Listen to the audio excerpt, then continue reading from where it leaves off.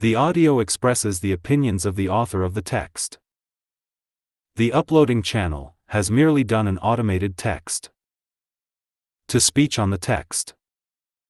Practice of Brahmacharya by Sri Swami Sivananda.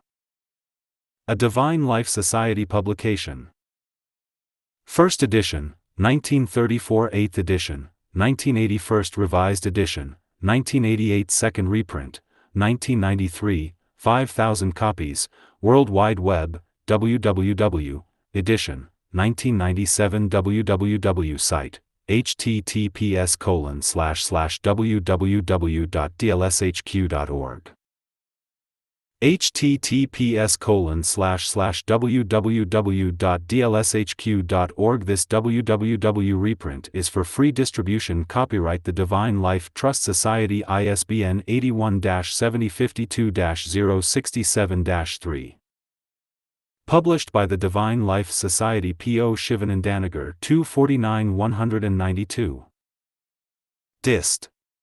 Tarigarwal, Uttar Pradesh, Himalayas, India. Publisher's note. Instincts and appetites form a part of all life on earth. Sense impulses and biological urges are common to animal and man alike. Sex is one of the prominent, most important and absolutely essential aspects of human, animal as well as plant life. Sex is an integral part of life, human, animal, and plant. While this aspect of life is regulated by nature in plants and by instinct in animals, in man it is left to his common sense, intelligence and his developed reason to control and regulate the same. The vast and ancient scriptures of the world offer human society specific rules and regulations in this respect. With regard to India, as a nation, our forefathers followed the do's and don'ts of the Dharma Sastras in meticulous detail, and this, in large measure, contributed to their health, longevity and spiritual welfare. But alas, in the present-day world, and more particularly among the educated class, in all walks of society and in all age groups, norms of conduct laid down by the scriptures are flouted with so much impunity that we see, all around us, the number of physical, mental and moral wrecks increasing every day. One reason for this sad state of affairs is modern man's ignorance of his own scriptural treasures. Swami Sivananda came on the Indian scene, in the early 30s, to blast this ignorance of the people by offering the hoary wisdom of the ancients through the media of his simple English writings. It is well known that spiritual treatises apart, the great master, whose love for mankind knew no bounds, wrote a number of books concerning health, hygiene and medicine. One such book was Practice of Brahmacharya, which dealt mostly with the subject of celibacy, and where celibacy was not possible, a regulated sex life. This book has been popular with the public. This apart, the Swamiji's thoughts on the subject of sex and sex sublimation are also to be seen here and there spread over his voluminous writings. In the present volume, all of Swamiji's thoughts and instructions on the subject of sex and celibacy have been gathered up from Practice of Brahmacharya and elsewhere, and thoroughly edited, with a view to offering the public, and especially to the younger generation, a working guide to the vital subject of sex sublimation. This has been done as an act of loving service to modern youth who are often left groping in the dark by an irresponsible society. These days we often hear about juvenile delinquency, but this juvenile delinquency itself is the result of adult irresponsibility. The youth of the world craves for guidance which is often not forthcoming from the parents, teachers or society. It is hoped that this book of Holy Master Swami Sivananda will fill the above-mentioned lacuna and offer the youth of the world the knowledge and guidance which they so richly deserve in a vital area which affects their physical, mental, ethical and spiritual well-being. We pray that the blessings of the Holy Master may pour on all those who may chance to go through the following pages and open up a new chapter in their lives. May all be healthy, happy, and spiritually blessed. Loka samastha sukhino bhavantu. Prayer for purity. O loving Lord of compassion! Hey Prabhu! The soul of my soul, the life of my life, the mind of my mind, the ear of my ears, light of lights, son of sons. Give light and purity. Let me get established in physical and mental Brahmacharya. Let me be pure in thoughts, word and deed. Give me strength to control my indriyas, senses, and observe the Brahmacharya Vrata. Protect me from all sorts of temptations of this world. Let all my indriyas be ever engaged in thy sweet service. Wipe out the sexual samskaras, impressions, and vasanas, subtle desires. Annihilate lust from my mind. Make me a true Brahmachari, Sadhakari and Ordvarita yogi. Let me be chaste in my look. Let me always walk in the path of righteousness. Make me as pure as Swami Vivekananda, Swami Dayananda, Bhishma Pitamaha, Hanuman or Lakshmana. Forgive. Forgive all my aparadas, offenses. I am thine. I am thine. Trahi, trahi. Protect, protect. Prakadayat, prakadayat. Enlighten, enlighten. Guide me. Om. Om, Om. Dedicated to the youth of the world.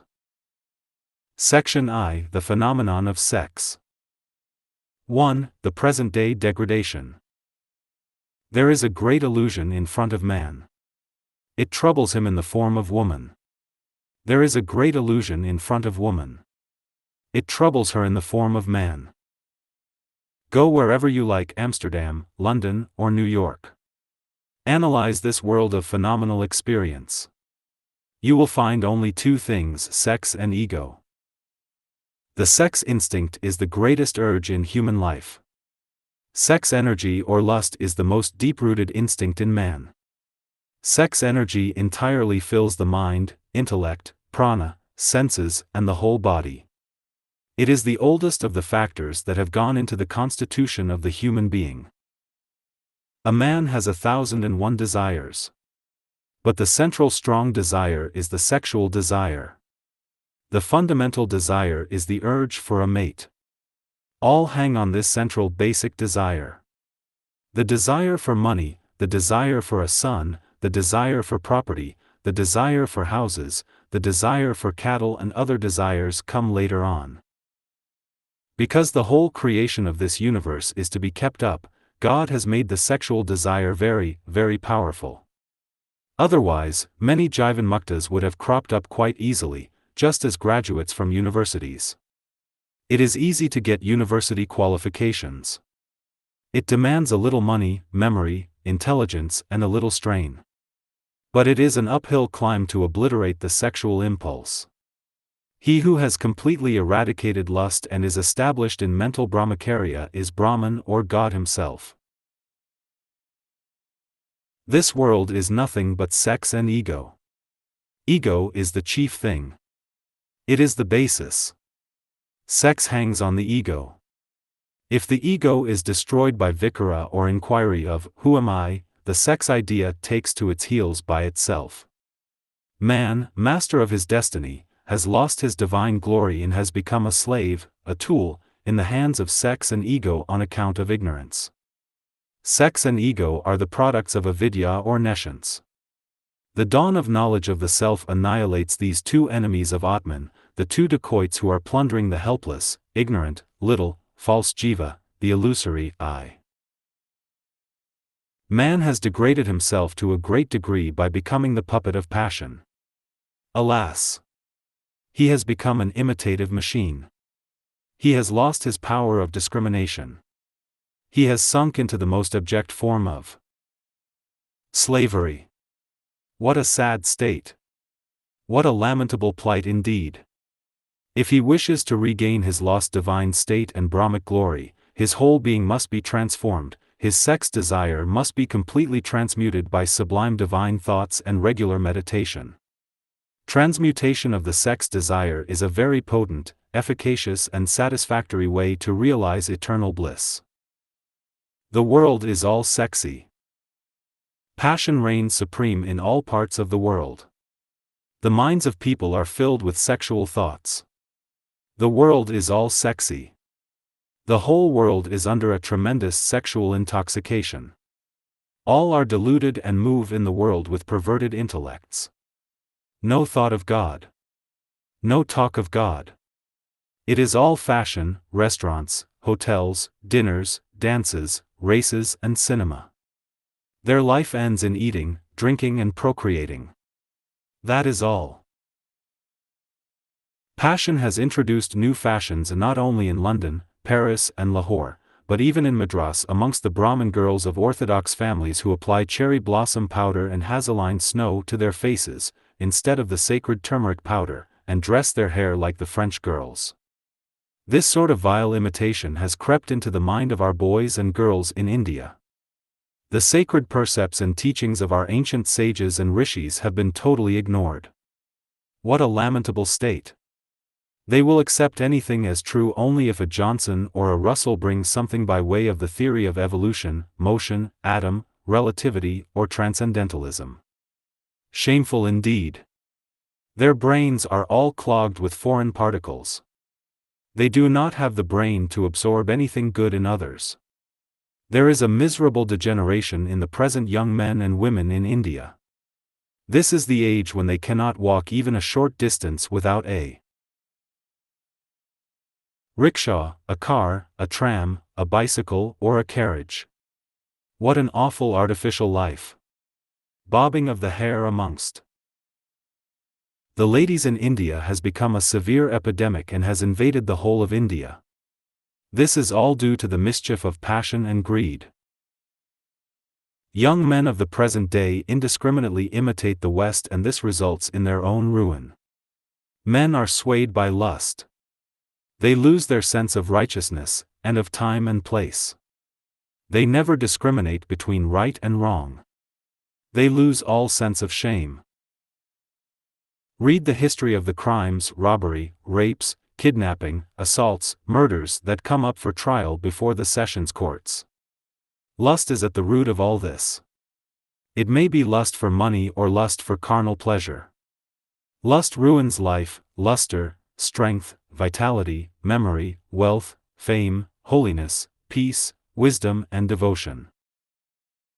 Man, with his boasted intellect, has to learn lessons from birds and animals. Even animals have more self-control than men. It is only the so-called man who has degraded himself much by indulgence. At the heat of sexual excitement, he repeats the same ignoble act again and again. He has not a bit of self-control. He is an absolute slave to passion. He is a puppet in the hands of passion.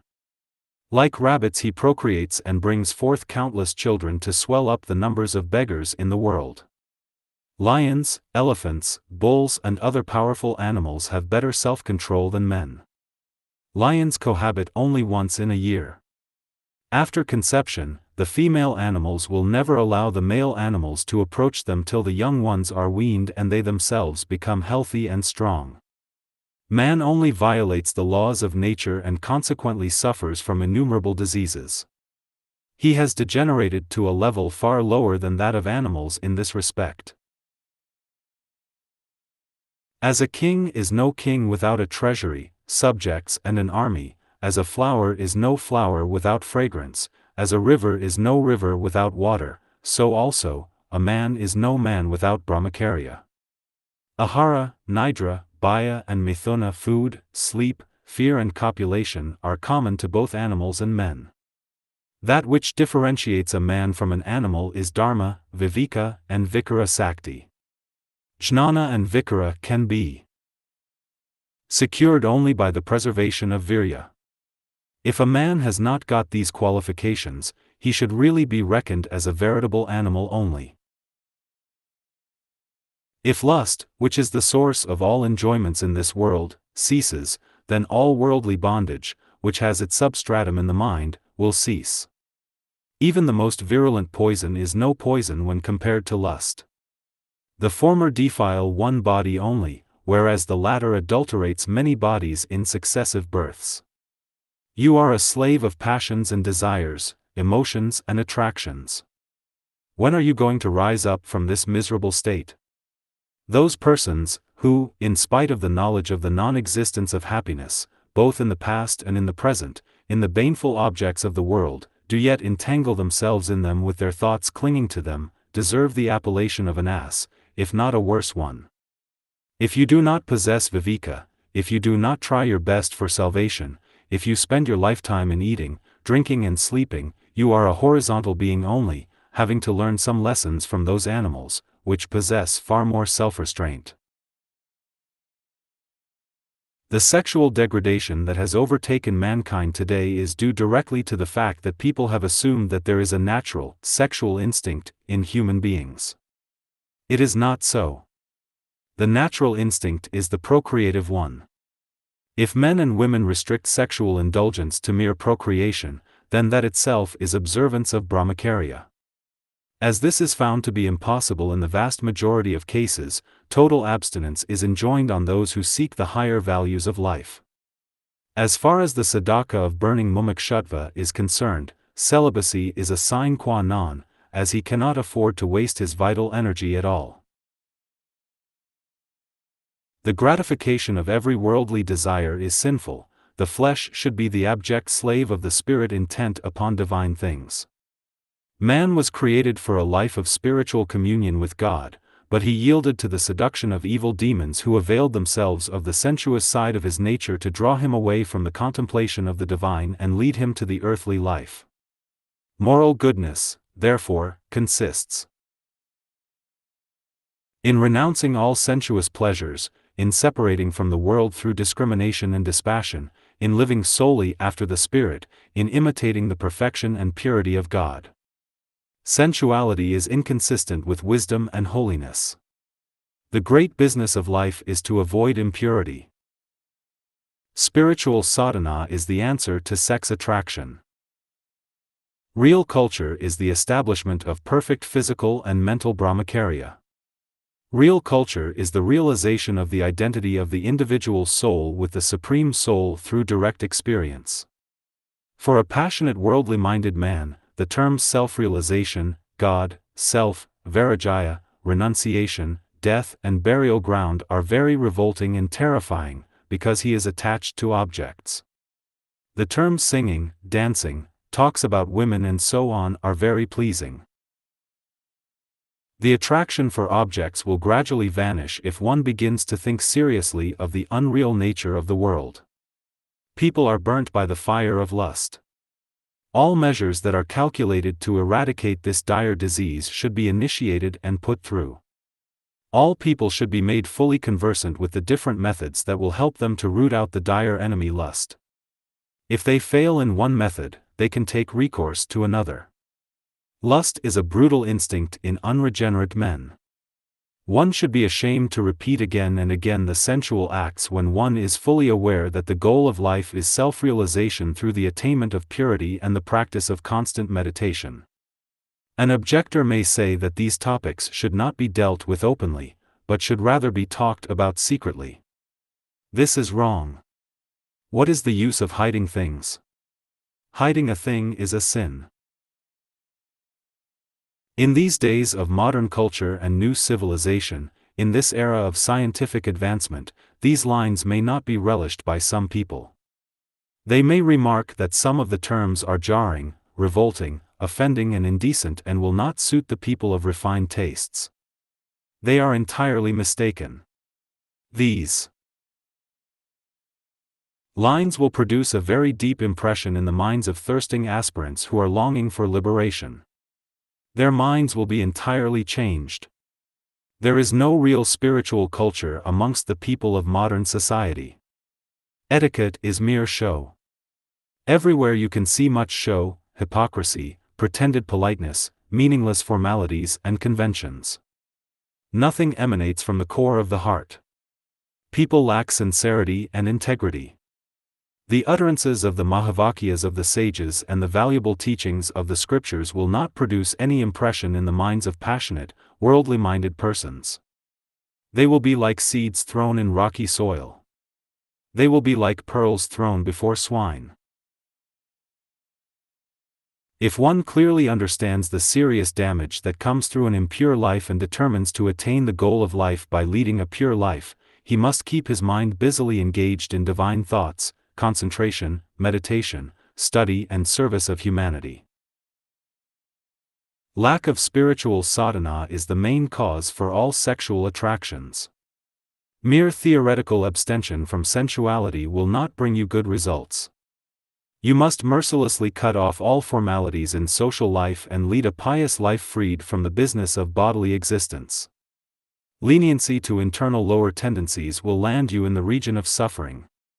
Excuse will be of no use in this respect. You must be sincere in your quest for the sublime life of spirituality. Half-heartedness will leave you in your old state of misery. Wake up, friends, from this mire of illusory samsara now. Passion has wrought great havoc in you as you are drowned in avidya. How many millions of fathers, mothers, wives and sons you have had in previous births. This body is full of impurities. What a shame it is to embrace this filthy body. It is mere foolishness only. Give up moha for this body. Also, give up identification with this body by meditating upon the glory of the Siddha Atman. Give up worship of the body. Worshippers of the body are Asuras and Rakshasas. Brahmacharya, the need of the hour. My dear brothers, remember that you are not this perishable body of flesh and bones. You are the immortal, all-pervading, Satchidananda Atman. Thou art Atman. Thou art living truth. Thou art Brahman. Thou art absolute consciousness. You can attain this supreme state only by leading a life of true Brahmacharya. The spirit of Brahmacharya must pervade your entire life and all your actions. People talk of Brahmacharya, but practical men are rare indeed. A life of continence is really beset with difficulties. But the path becomes smooth for a man of iron determination, patience and perseverance. We want real, practical men in the field, men who are practical brahmacharis, men who can impress people by their strong physique, ideal lives, noble character and spiritual strength. Mere idle talk is of no use whatsoever. We have had enough of idle talkers in the field and on the platforms. Let some practical men come forward and lead the youngsters by their exemplary, lives and spiritual aura. Let me remind you once more. Example is better than precept. The average life of mankind has shrunk to 40 years as against the natural 100 years. Every well-wisher of the country must think over this most disgraceful and disastrous state of affairs very carefully and apply the proper remedies in time. The future well-being of the country rests entirely on the youth. It is the duty of the sannyasins, saints, teachers, professors and parents to reintroduce the life of celibacy in youngsters.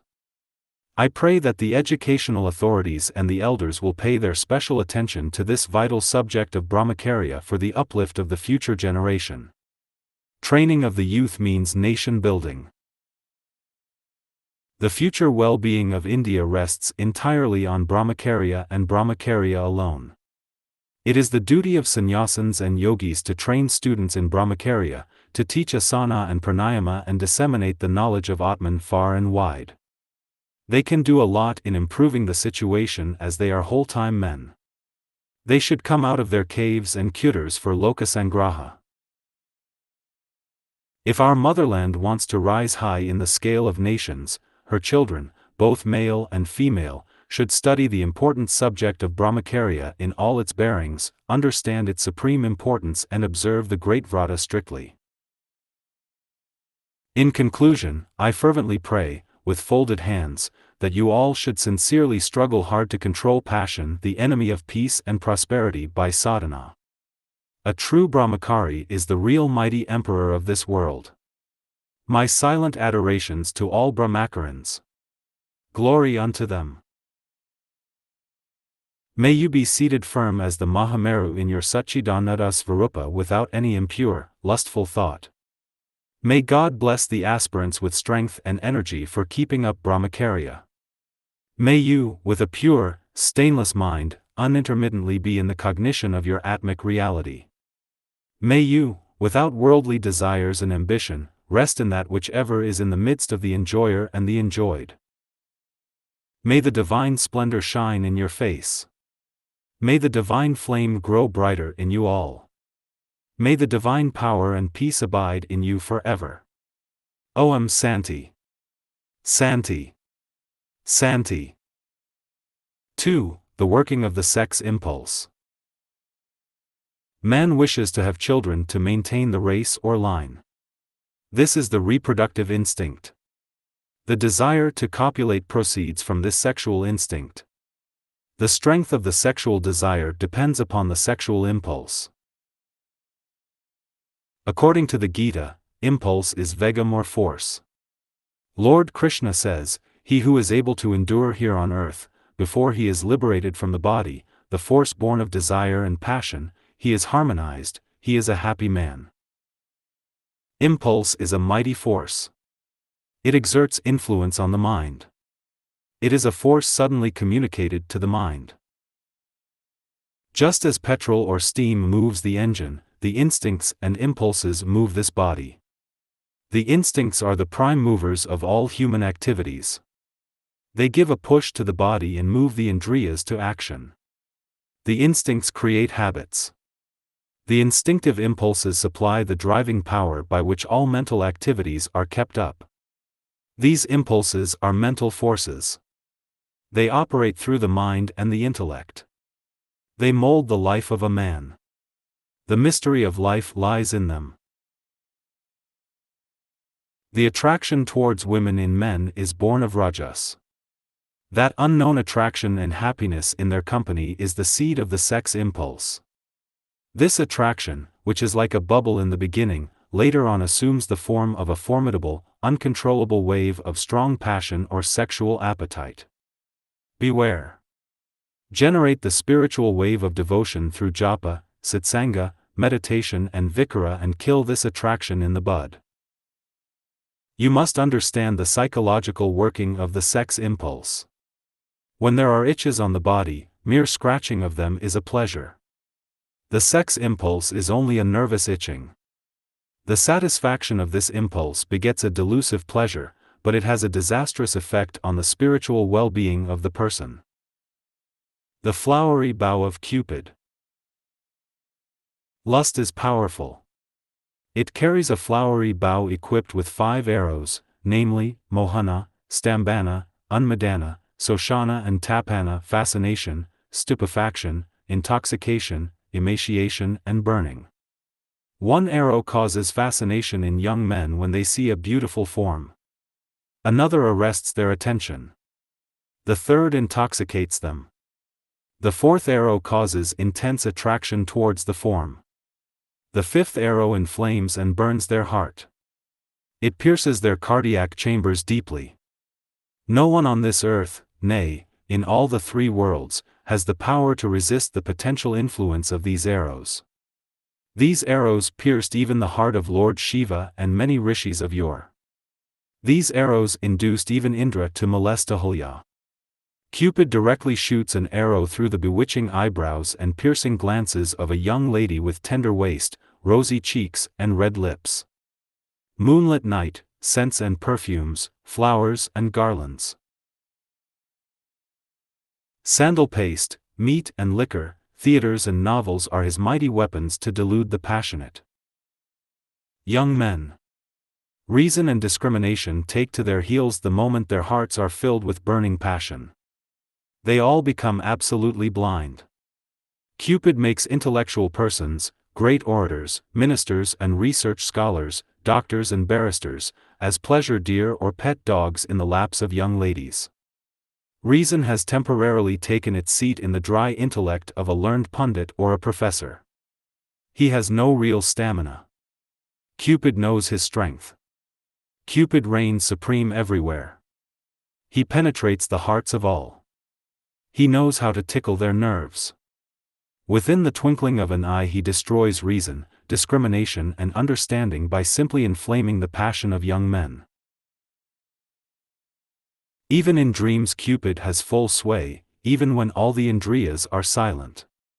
Ladies are his infallible agents. They are always at his beck and call. Cupid operates through their smiles, bewitching glances and sweet words, through their melodious songs and ball dances. Young girls work quickly the ruin of men and can disturb the peace of even the minds of sages. Cupid can make the nervous system of Brahmacharyans quiver in the delirium of imaginary pleasure even when they think of the pictures of young, beautiful ladies, even when they hear the gentle sounds of their bracelets and anklets, even when they think of their blooming faces. What to speak of touch then? The samskaras in the subconscious mind. A sexual act produces a samskara or impression in the subconscious mind or chit. This samskara raises a vritti or thought wave in the mind, and the vritti again causes a samskara. Enjoyment thickens the vasanas. Through memory and imagination, a revival of the sexual desire comes in. Remembrance of the image of a woman unsettles the mind. When a tiger has once tasted human blood, it always runs to kill human beings. It becomes a man-eater. Even so, when the mind has once tasted sexual pleasures, it always runs after women. From the bed of samskaras and vasanas in the mind emanates kalpana or imagination through smrti or memory. Then comes attachment. Along with imagination, emotion and impulse manifest. Emotion and impulse exist side by side. Then comes sexual irritation, craving and burning in the mind and throughout the body. The irritation and burning in the mind percolate into the physical body, just as the water inside a pot percolates into the surface of the pot. If you are very vigilant, you can drive off the bad imagination in the very beginning itself and avert the impending danger. Even if you allow the thief imagination to enter the first gate, keep a careful watch at the second gate when the sexual irritation manifests. You can stop the burning now. You can stop also, easily, the strong sexual impulse from being transmitted to the indriya itself. Draw the sex energy up towards the brain through udayana and kumbhaka. Divert the mind. Chant Om or any other mantra with concentration. Pray, meditate. If you still find it difficult to control the mind, immediately seek satsanga and do not remain alone. When the strong impulse manifests suddenly and is transmitted to the organ, you forget everything and become blind. You become a prey to lust. Later on you repent. Even in a blind man who is a celibate who has not seen the face of a woman, the sexual impulse is very strong. Why? This is due to the force of samskaras or impressions of previous births that are embedded in the subconscious mind. Whatever you do, whatever you think, are all lodged or printed or indelibly impressed in the layers of the chit or subconscious mind. These impressions can be burnt or obliterated only by the dawn of knowledge of Atman or the Supreme Self. When the sexual vasana fills the whole mind and body, the samskaras assume the form of big vrittis or waves and torment the poor blind man. It is easy to control the conscious mind. But it is very difficult to control the subconscious mind. You may be a sannyasi. You may be a moral man. Mark how the mind behaves or conducts itself in dreams. You begin to steal in dreams. You commit adultery in dreams. The sex impulses, ambitions and low desires are all ingrained in you and deep-rooted in the subconscious mind. Destroy the subconscious mind and its samskaras through vikara, brahmabhavana and meditation on Om and its meaning. A man who is established in mental brahmacharya can never have even a single thought of evil in dreams. He can never have a bad dream. There is a lack of vikara or viveka in dream. That is the reason why you get bad dreams, even though you are pure in the Jagrat state through the power of viveka and vikara. An aspirant complains, as I continue meditation, layer after layer of impurities keep rising from the subconscious mind. Sometimes they are so strong and formidable that I am bewildered as to how to check them. I am not perfectly established in truth and in brahmacharya. The old habits of lust and of speaking lies are still lurking in me. Lust is troubling me vigorously. The very idea of women agitates my mind. My mind is so sensitive that I am not able to hear or think of them. As soon as the thought comes in the mind, my sadhana gets disturbed, and also, the peace of the whole day is spoiled. I advise my mind, coax it, frighten it, but it is of no avail. My mind revolts. I do not know how to control this passion. Irritability, egoism, anger, greed, hatred, and attachment are still lurking in me. Lust is my chief enemy, and it is a very strong one too. I request you to be kind enough to advise me as to how to destroy it. When the impurities emerge from the subconscious mind and come to the surface of the conscious mind with formidable force, do not try to resist them. Repeat your Ishta mantra. Do not think of your defects or evil qualities much. It is enough if you introspect and find out your defects. Do not try to attack the evil qualities. Then they will show their long faces. Develop positive virtues. Do not worry yourself often, I have got so many defects and weaknesses. Cultivate sattvic virtues.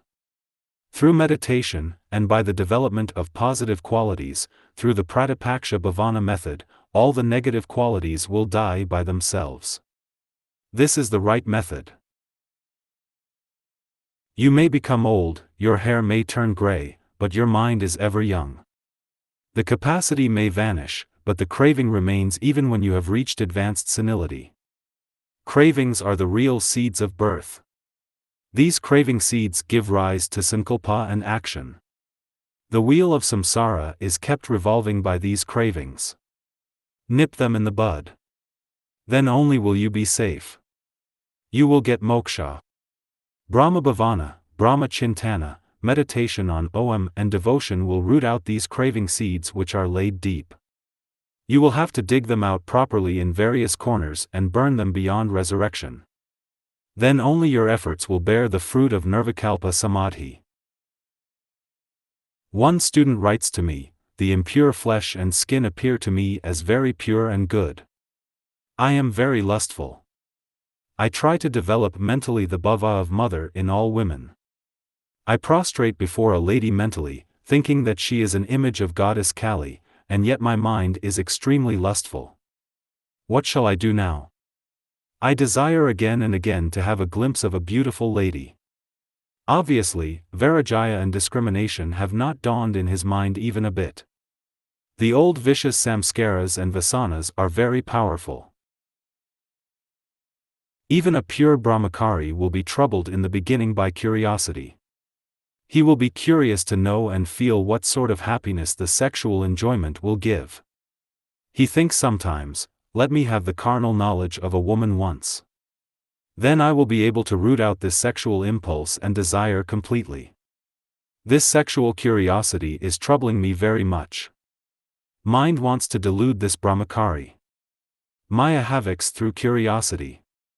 Curiosity is transmuted into a strong desire. Enjoyment cannot bring satisfaction of a desire. The wise way is to kill the strong wave of curiosity by vikara or inquiry about that pure sexless Atman, by totally eradicating the sexual desire through constant meditation, and by thinking over the glory of Brahmacharya and the defects of an impure life. How to gauge your own mental purity. The sight of a young beautiful girl produces in a passionate young man attraction and agitation in the mind, piercing of the heart and serious intoxication. If these symptoms are absent in a man, then it is a sign to denote that he is established in Brahmacharya.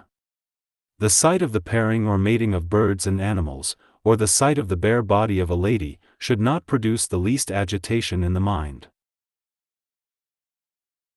If a feeling arises in the mind of a Brahmachari for the company of a woman during times of ailment, if there is a strong desire to be in her company, if there is a desire to talk, play, and joke with her, if there is a desire to look at young beautiful girls, if the look is unholy and unchaste, and if there is a desire in the mind when there is pain in the body for touch by the hands of females, remember that lust is still lurking in his mind. There is deep sexual craving. This should be destroyed. The old thief is still hiding. Such a Brahmachari must be very careful. He is still within the danger zone. He has not attained the state of purity. Even in dreams there should not arise in the mind any craving for the touch of a female and the company of a woman. One's purity can be gauged by one's experiences in dream. If one is entirely free from any sexual thought in dreams, he has reached the climax of purity. Self-analysis and introspection are indispensable requisites to determine the state of one's mind. A jnani will have no wet dreams. He who is established in Brahmacharya will not get even a single bad dream. Dream serves as a criterion to judge our mental state or the degree of our mental purity. If you do not get impure dreams, you are growing in purity. The very idea of sex should vanish from the mind. Sukadeva had this experience. Sukha did not marry. He left his home and roamed about the world at large, stark naked. The separation was very painful for his father, Vyasa. Vyasa went out in search of his son.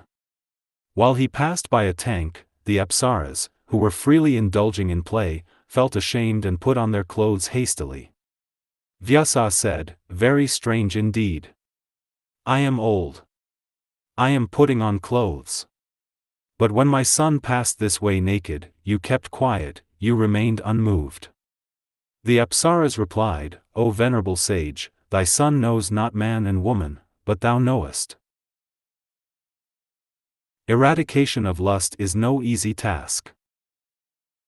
You will have to search out carefully this dire enemy, lust that lies hidden in the various corners of your heart. Just as the fox hides itself within the bush, so also, this lust hides itself in the substratum and corners of the mind. You can detect its presence only if you are vigilant. Intense self-examination is very necessary.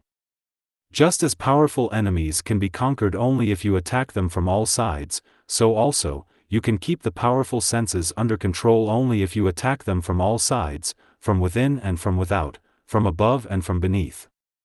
The senses are very turbulent.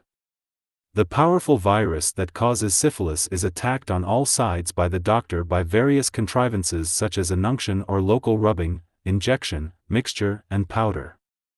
So also, the senses must be controlled by various methods such as fasting. Restriction in diet, pranayama, japa, kirtan, meditation, vikara or inquiry of, who am I, pratyahara or abstraction, dhamma or self-restraint, asanas, bandhas, mudras, thought control and destruction of vasanas.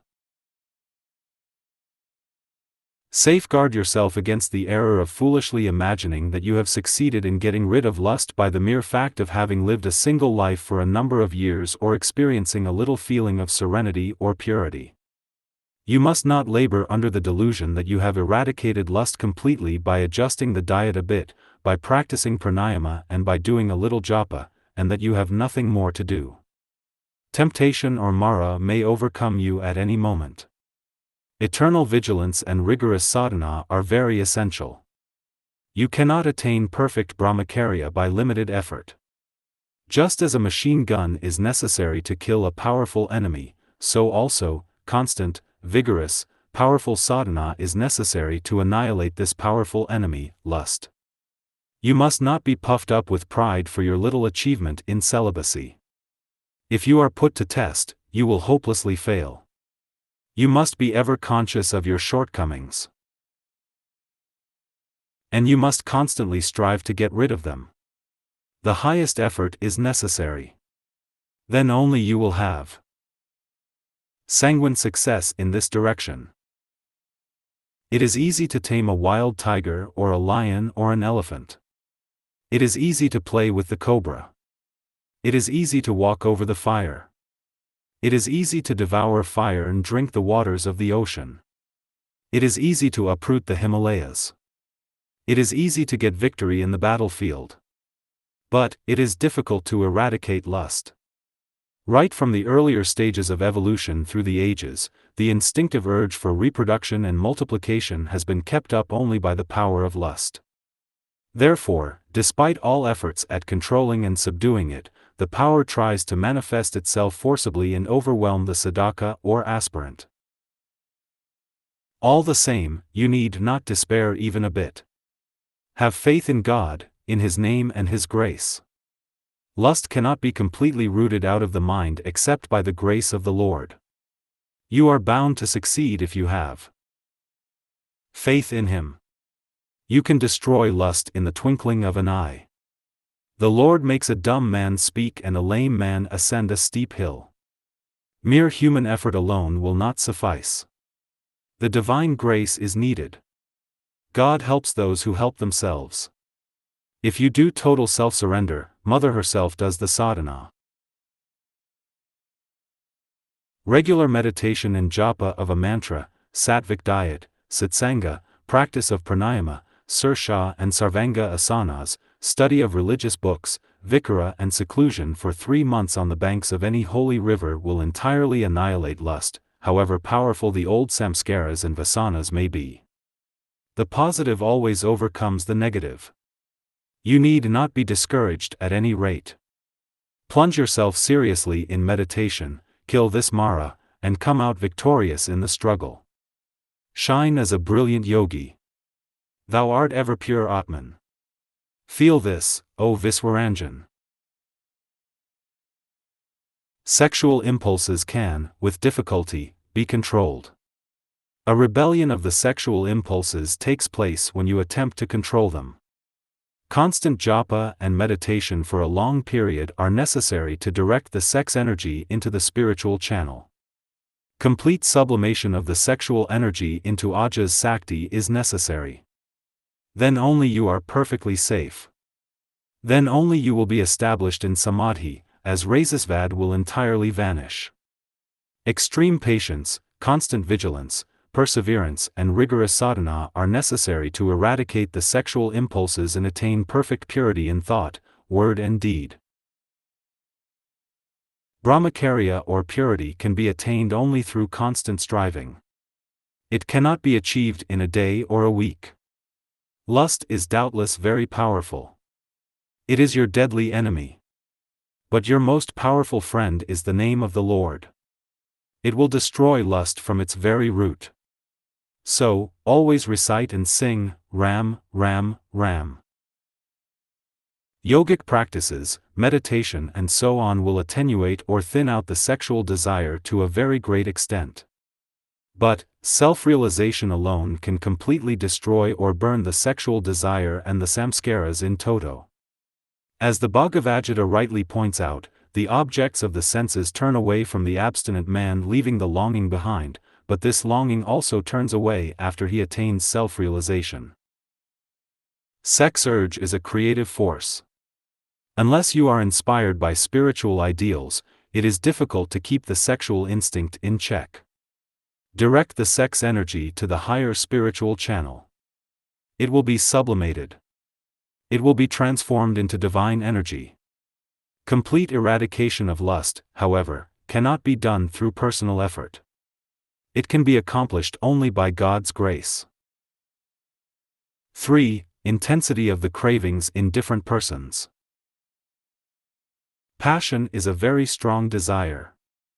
A mild desire becomes a strong passion by frequent repetition or frequent enjoyment.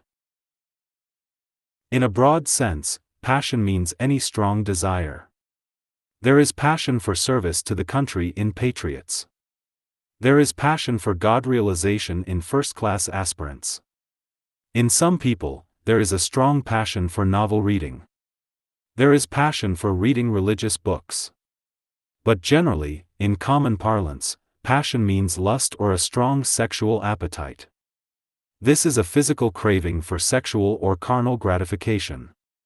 When any sexual act is repeated very often, the desire becomes very keen and strong. The sexual instinct or the reproductive instinct in man involuntarily prompts him to engage in sexual acts for the preservation of his species. Passion is the instinctive urge for externalization through self-preservation and self-multiplication. It is the diversifying power, which is directly opposed to the force that moves towards the integration of being. Passion is an effect or product of avidya. It is a negative vikara in the mind. Atman is ever pure. Atman is Vimla or Nirmala or Nirvikara. It is Nityasuddha. Avidya Sakti has taken the form of passion for keeping up the lila of the Lord. You will find in the Chandapath or Durga Saptasati. Ya Devi Sarvabhuteshu Kamarupana Samstita Namastajiyai Namastajiyai Namastajiyai Namo Nama. It means, I bow to that Devi who has taken the form of passion in all these beings. Even Brahma, the creator, does not know the exact seat wherein passion lies. In the Bhagavad Gita, you will find it mentioned that the senses, the mind and the buddhi are the seats of passion. The pranamaya kosa or the vital sheath is another seat. Desire is all-pervading in the body. Every cell, every atom, every molecule, every electron is surcharged with passion. There are undercurrents, cross-currents, intercurrents and submarine currents in the mighty ocean of passion. You must completely annihilate each one of them. You must completely destroy passion in all places. Passion is a vritti or modification that arises from the mind lake when the Rajoguna predominates. Rajasic food such as meat, fish and eggs, Rajasic dress and the Rajasic way of living, scents, novel reading, cinema, talk on sensual things, bad company, liquor, intoxicants of all description, tobacco, all these excite passion. Passion in children, the youth and the aged. Passion is in a seed state in young boys and girls. It does not give them any trouble. Just as the tree is latent in the seed, so also, passion is in a seed state in the minds of children. In old men and women, passion gets suppressed. It cannot do any havoc. It is only in young men and women who have reached adolescence that this passion becomes troublesome. Men and women become slaves to passion. They become helpless. There is not much difference in sex between a male and a female, a boy and a girl, when they are very young. When they attain puberty, there is a drastic change. Feelings, gestures, body, gait, talk, look, movements, voice, qualities and demeanor change altogether. The whole mango tree with all its branches, leaves and fruits is contained in a subtle form in the seed. It takes time for manifestation. Even so, the vasana of lust lurks in the mind when you are a boy, manifests at 18, fills the whole body at 25, works havoc from 25 to 45 and then gradually declines. Various forms of wrongdoing and mischief are committed by human beings between 25 and 45. This is the most critical period of life. Sexual thought in sages, spiritual aspirants and householders. In a jnani, the sexual craving is entirely eradicated. In a sadhaka, it remains well controlled. In a householder, when not controlled, it does havoc. It exists in him in its fully expanded state. He cannot resist it. He yields to it helplessly on account of his weak will and lack of firm resolution. In a jnani or a sage, no sensual thoughts will crop up in the mind. There will not be any difference in feeling when he sees a beautiful young girl, a child or an old lady. He will see the one underlying, eternal, immortal self in a female and a male. He will not have any difference of feeling when he touches a book, a log of wood, a piece of stone and the body of a female. There is no idea of sex in a jnani. Such must be the condition of mind of a man who is established in Brahmacharya. In an aspirant, there will be occasional sexual thoughts, but they are kept under check. They cannot do any havoc in him. A passionate householder, however, becomes a prey to sexual thoughts. A passionate man of the world wants the constant company of his wife. The idea of sex is ingrained in him. It is very powerful.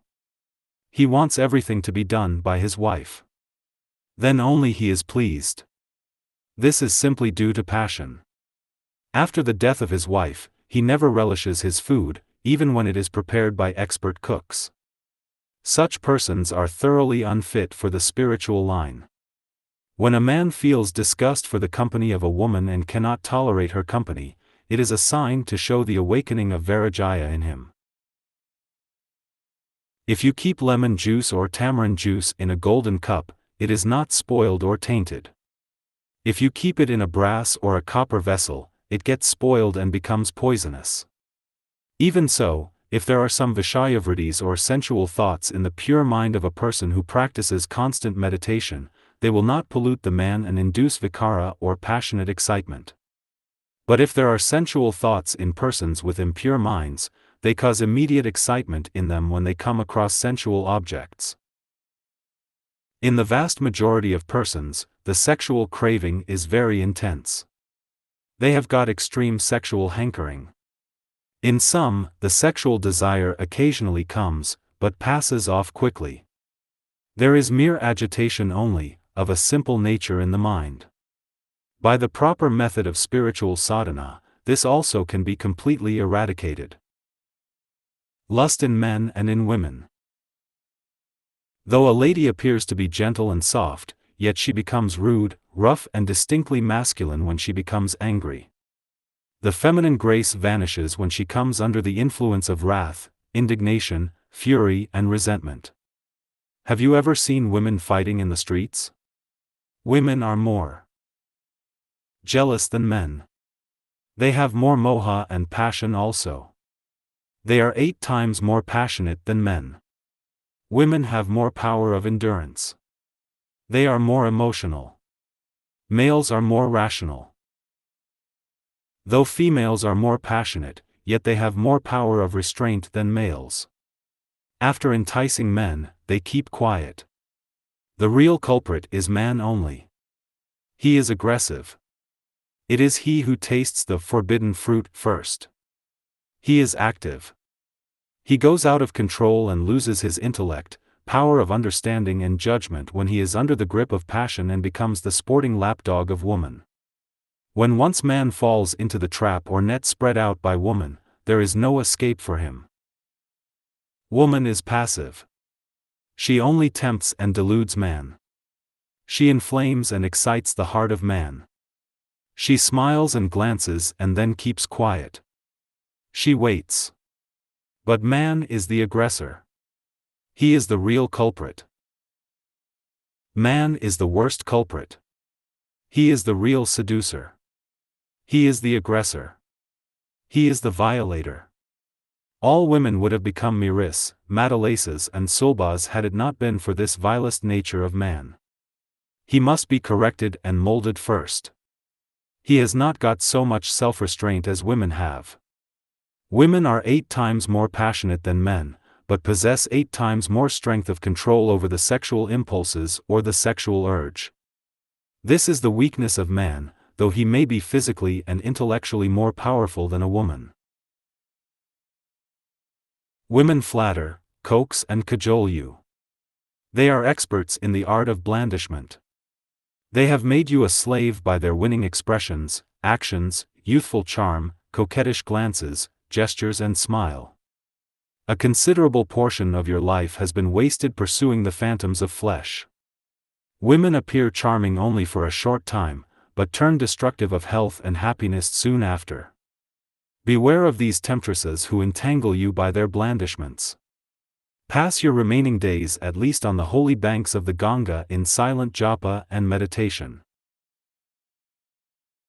The scorpion has the venom in its tail, the cobra in its fangs, the mosquito in its saliva and the scandalmonger in his tongue. Woman has poisoned arrows in her eyes. She sends the message of passion to the lustful youth and pierces their heart through the poisoned arrows that dart from her piercing glances. But, she cannot do any harm to a viveki who is always on the alert and who sees the dashas of a woman and who knows the Sat-Chit-Ananda, pure nature of Atman. There are tongues and telegraphic instruments in the eyes of young passionate ladies. They send their love shafts and love messages through their smiling glances to passionate young men and thereby allure and bewitch them. Those young men who have no discrimination are excited by these love messages and become a prey to lust. They become pleasure deer or sporting lapdogs of ladies, though they possess academic education and hold high position and title. What a shame! Reason, will, intellect vanish altogether. O aspirants!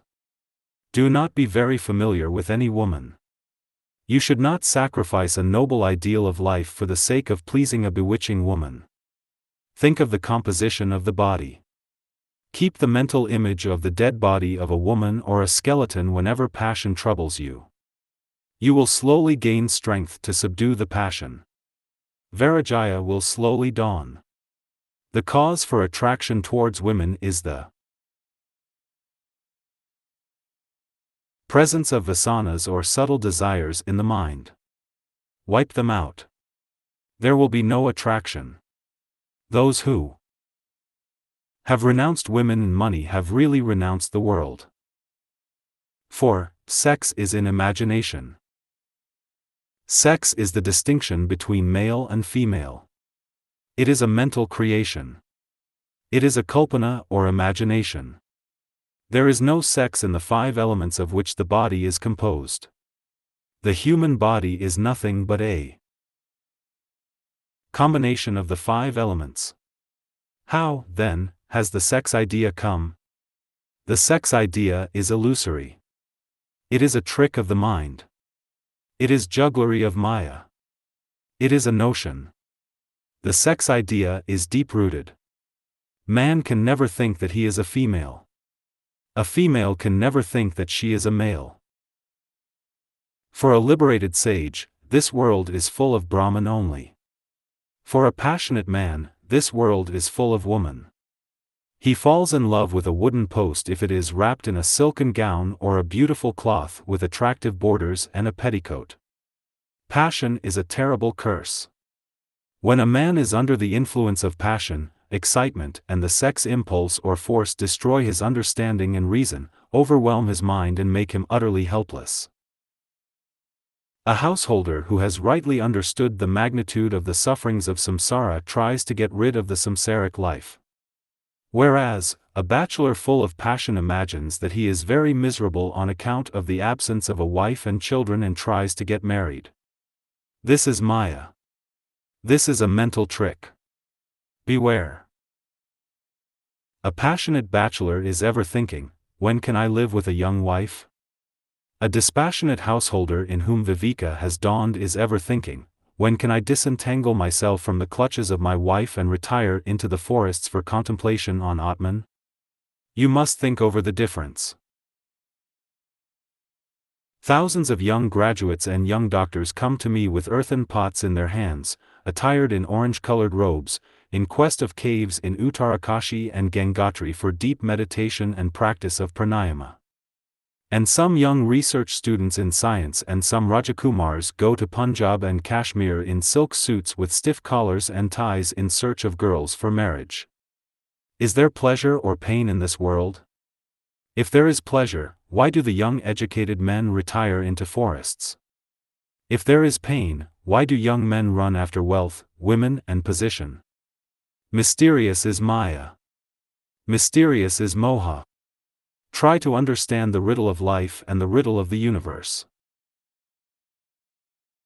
Beauty is a mental concept. Maya havocs through the imagination of the mind. Woman is not beautiful, but the imagination is beautiful. Sugar is not sweet, but the imagination is sweet. Food is not palatable, but the imagination is palatable. Man is not weak, but the imagination is weak. Understand the nature of Maya and mind and become wise. Curb this imagination of the mind by vikara or right thinking and rest in Brahman wherein there is neither imagination nor thought. Beauty and ugliness are false imaginations of the mind. Mind itself is a false illusory product. Conceptions of the mind also must therefore be false. They are all like a mirage in the desert. What is beautiful for you is ugly for another. Beauty and ugliness are relative terms. Beauty is only a mental concept. It is only a mental projection. It is only a civilized man who talks much of the symmetry of form, good features, graceful gait, elegance of manners and graceful form. An African Negro has no idea of all these things. Real beauty is in the self only. Beauty resides in the mind and not in the objects. Mango is not sweet, the idea of mango is sweet. It is all vritti. It is all mental deception, mental conception, mental creation, mental shrishti. Destroy the vritti, beauty vanishes. The husband stretches his own idea of beauty in his ugly wife and finds her very beautiful through passion. Shakespeare has rightly expressed this in his Midsummer Night's Dream. Cupid is painted blind. It finds Helen's beauty in the brow of Egypt. The Indriyas and the mind delude you at every moment. They are your real enemies. Beauty is a product of mental creation. Beauty is a product of the imagination. An ugly woman appears very beautiful only in the eyes of her husband. Where is the beauty, my dear friends, in the wrinkled skin of an old woman? Where is the beauty when your wife is bedridden? Where is the beauty when your wife gets angry? Where is the beauty in the dead body of a woman? The beauty in the face is a mere reflection. The real undecaying beauty of beauties, the fountain of beauties, can be found in the Atman only. You have ignored the substance and caught hold of a broken piece of glass. What a serious blunder have you committed by your impure thoughts, impure mind, impure buddhi and impure way of living. Have you realized your mistake? Will you open your eyes at least now? A beautiful wife is very charming. She is very sweet when she is young, when she smiles, when she puts on beautiful dress, when she sings and plays on the piano or the violin, when she dances in the ballroom. But she is horrible to look at when she loses her temper, when she quarrels with her husband for not getting silk saris and gold necklace, when she suffers from acute abdominal colic or some such disease and when she becomes old. For a few years nature bestows on woman her gift of special beauty, charm and elegance in order that she may capture the hearts of men. Beauty is skin deep only. It will soon fade, the hair will become gray and the skin will soon be filled with wrinkles. The tailor, the weaver, the embroiderer, the toilet maker and the goldsmith make us beautiful for a few seconds. Man, in his excitement, infatuation and delusion, forgets this point. This is Maya. Never trust this Maya. Beware. O man, wake up. Find out the beauty of beauties, which is within you, which is your innermost self. O woman. Sing like Mira and merge in Mira's Girdhar Nagar. Have you ever paused and considered what constitutes the basic ladies who excite lust in you? A bundle of bones, flesh, blood, urine, fecal matter, pus, perspiration, phlegm and other dirt. Will you allow such a bundle to become the master of your thoughts? Will you exchange your birthright of eternal peace and happiness for such a fleeting, filthy mess of pottage? Shame on you. Were your will, your reason and your discrimination given to you only for such an inglorious end? Have you not heard and seen that physical beauty is only skin deep and at the mercy of every passing accident, illness and year? Misleading descriptions of a woman's beauty. Poets have exaggerated the beauty of ladies. They are misguided persons who put young men on the wrong path. Descriptions like damsels with bewitching eyes, face like the moon, rosy cheeks and honeyed lips, are false and imaginary. Where is the beauty in the dead body, in old women, in sick ladies? Where is the beauty when a lady is infuriated? You are aware of this and yet you cling to their bodies. Are you not confirmed fools? This is due to the force of Maya. How mysterious is the power of Maya and Moha. The beauty of a woman is false, artificial and decaying. Real beauty is undecaying and eternal. The Atman is the source of all beauties. His beauty is everlasting and undecaying. It is ornaments, silken clothing with fanciful borders, dressing of the hair with golden hairpins, flowers, application of powder to their faces, lipstick to the lips and unguent to their eyes that lend a temporary decoration and artificial glittering to the women. Deprive them of their face powders, their ornaments and gaudy dress, and ask them to wear a simple white cloth without any border. Where is the beauty now? The beauty of the skin is a delusion only. Poets describe in their fanciful, passionate moods that honey flows from the lips of a young, beautiful lady. Is this really true? What do you actually see?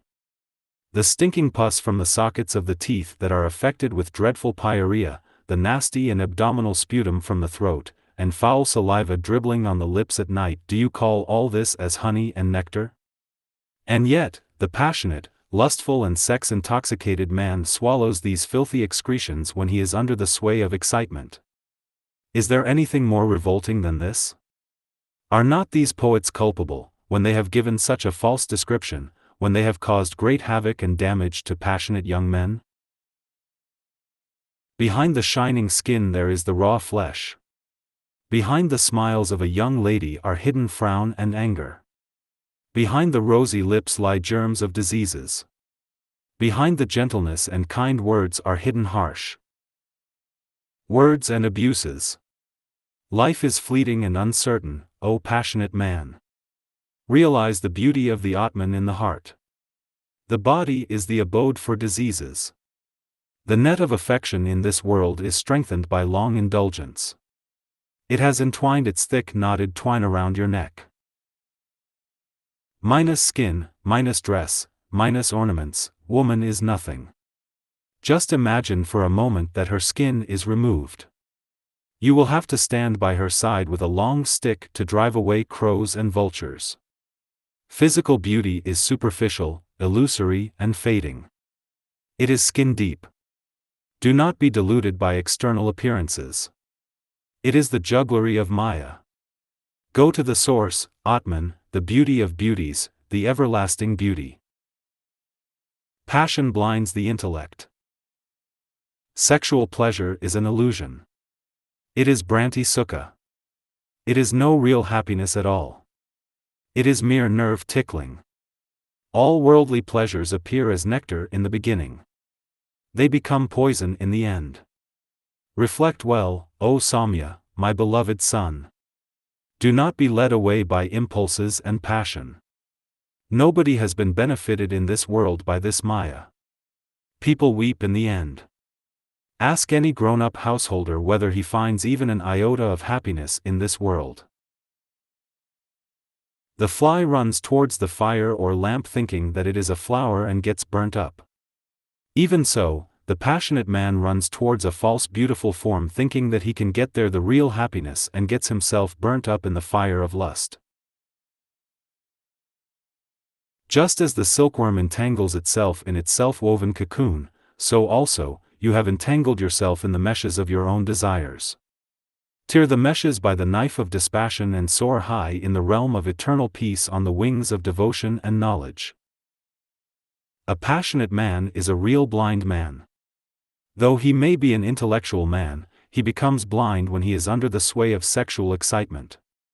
His intellect proves to be of no use when he suffers from this kind of blindness. Pitiable is his lot. Satsanga, prayer, japa, inquiry and meditation will eradicate this dire disease and bestow on him the eye of wisdom. There is no sex in the elements. There is mind in the body, which is made up of these elements. There is kalpana in the mind. And that kalpana or desire for lust is sex desire. If you kill this mind, which is a bundle of desires, you kill lust and everything. Kill that kalpana. You will have no lust then. You have killed lust. The sex idea is a mental creation. The whole Maya or avidya is nothing but the body idea or the sex idea. The whole spiritual sadhana is calculated to destroy this one idea. The extinction of this one idea alone is moksha. 5. The disastrous effects of sexual indulgence. The most devitalizing and demoralizing of pleasures is the sex pleasure. Sensual enjoyment is attended with various defects. It is attended with various sorts of sins, pains, weaknesses, attachments, slave mentality, weak will, severe exertion and struggle, craving and mental restlessness. Worldly persons never come to their proper senses, although they get severe knocks, kicks, and blows from different corners. The strolling street dog never stops from visiting the houses even though it is pelted with stones every time. Eminent doctors of the West say that various kinds of diseases arise from the loss of semen, particularly in young age. There appear boils on the body, acne or eruptions on the face, blue lines around the eyes, absence of beard, sunken eyes, pale face with anemia, loss of memory, loss of eyesight, short-sightedness, discharge of semen along with urine, enlargement of the testes, pain in the testes, debility, drowsiness, laziness, gloominess, palpitation of the heart, dyspnea or difficulty in breathing, phthisis, pain in the back, loins, head and joints, weak kidneys, passing urine in sleep, fickle mindedness, lack of thinking power, bad dreams, wet dreams and restlessness of mind. Mark carefully the evil after effects that follow the loss of seminal energy. Persons are physically, mentally and morally debilitated by wasting the seminal power on so many occasions for nothing. The body and the mind refuse to work energetically. There is physical and mental lethargy. You experience much exhaustion and weakness.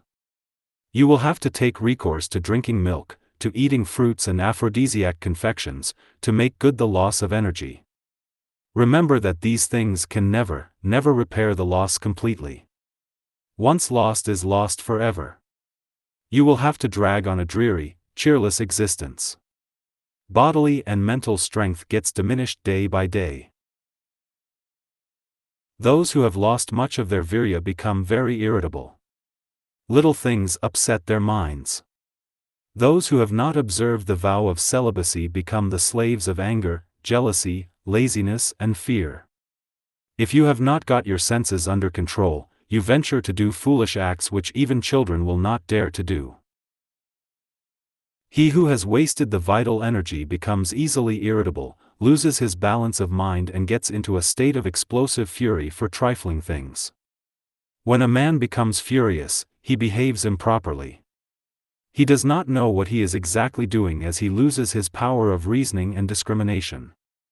He will do anything he likes.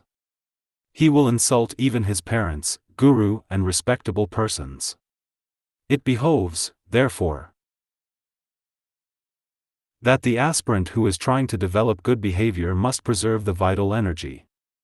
Preservation of this divine energy leads to the attainment of strong willpower, good behavior, spiritual exaltation, and shreyas or moksha eventually. Excessive sexual intercourse drains the energy enormously. Young men do not realize the value of the vital fluid. They waste this dynamic energy by immoderate copulation. Their nerves are tickled much. They become intoxicated. What a serious blunder they commit. It is a crime that demands capital punishment. They are slayers of Atman. When this energy is once wasted, it can never be recouped by any other means. It is the most powerful energy in the world. One sexual act shatters completely the brain and the nervous system. People foolishly imagine that they can recover the lost energy by taking milk, almonds and makaradvaja. This is a mistake. You must try your level best to preserve every drop although you are a married man. Self-realization is the goal. The energy that is wasted during one sexual intercourse is tantamount to the energy that is spent in physical labor for 10 days or the energy that is utilized in mental work for 3 days. Mark how precious is the vital fluid, semen. Do not waste this energy. Preserve it with great care. You will have wonderful vitality. When virya is not used, it is all transmuted into Ajas Sakti or spiritual energy and stored up in the brain. Western doctors know little of this salient point. Most of your ailments are due to excessive seminal wastage. Wet dream and voluntary copulation, a vital difference. A sexual act shatters the nervous system. The whole nervous system is shaken or agitated during the act. There is excessive loss of energy. More energy is wasted during coition. But it is not so when emission occurs during the dreaming state. In a wet dream, it may be the outflow of the prostatic juice only. Even if there is loss of the vital fluid, there is not much draining. The actual essence does not come out during wet dreams. It is only the watery prostatic juice with a little semen that is discharged during nocturnal pollutions. When nocturnal emission takes place, the mind which was working in the inner astral body suddenly enters the physical body vehemently in an agitated condition. That is the reason why emission takes place suddenly. The night discharge may not stimulate the sexual desire. But a voluntary copulation, in the case of a sincere aspirant, is highly detrimental to his spiritual progress. The samskara created by the act will be very deep, and it will intensify or strengthen the force of the previous samskaras that are already embedded in the subconscious mind and will stimulate the sexual desire.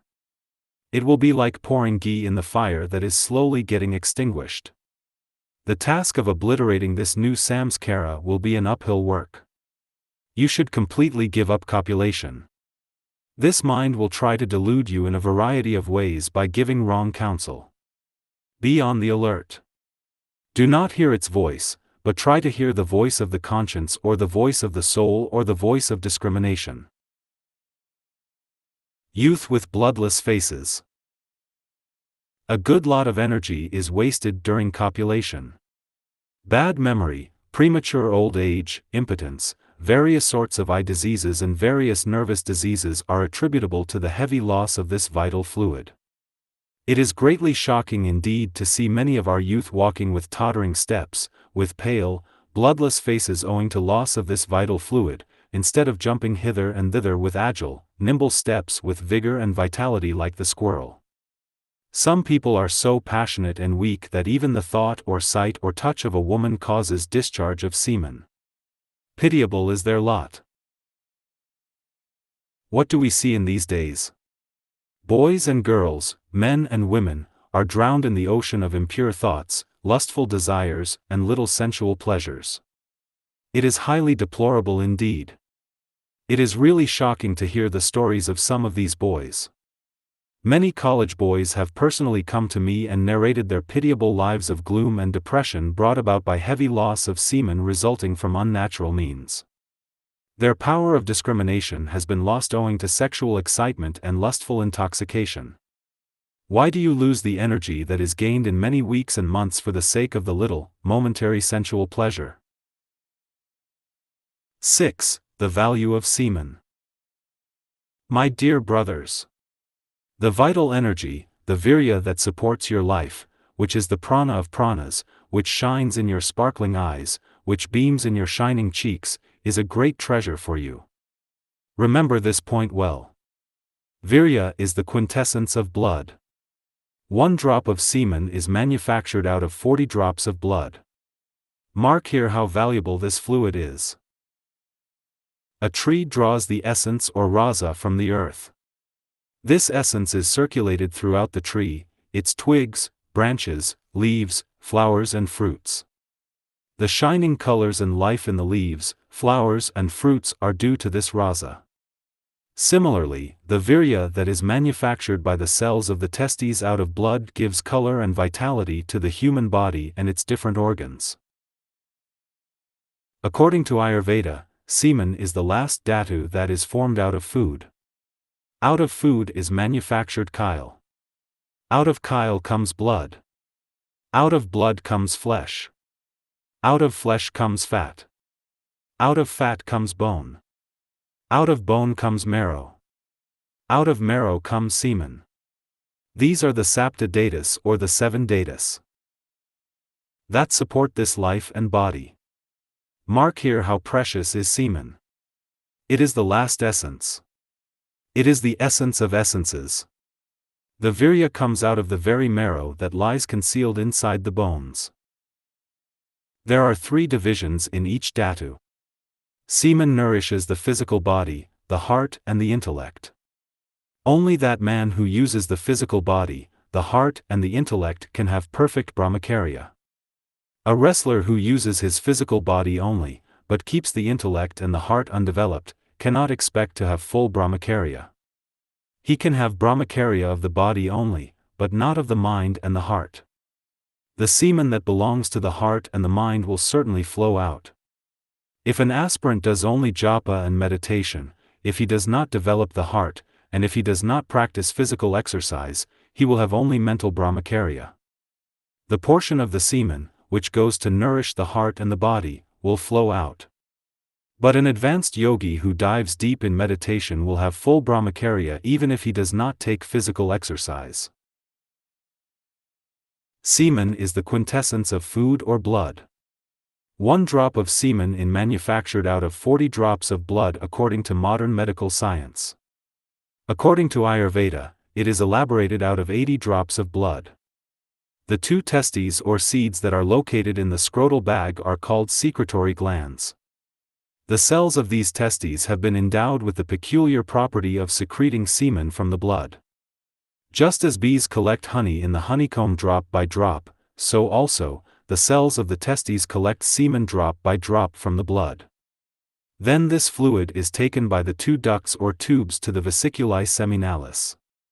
Under excitement, it is thrown out by special ducts, called ejaculatory ducts, into the urethra where it is mixed with the prostatic juice. Semen is found in a subtle state in all the cells of the body.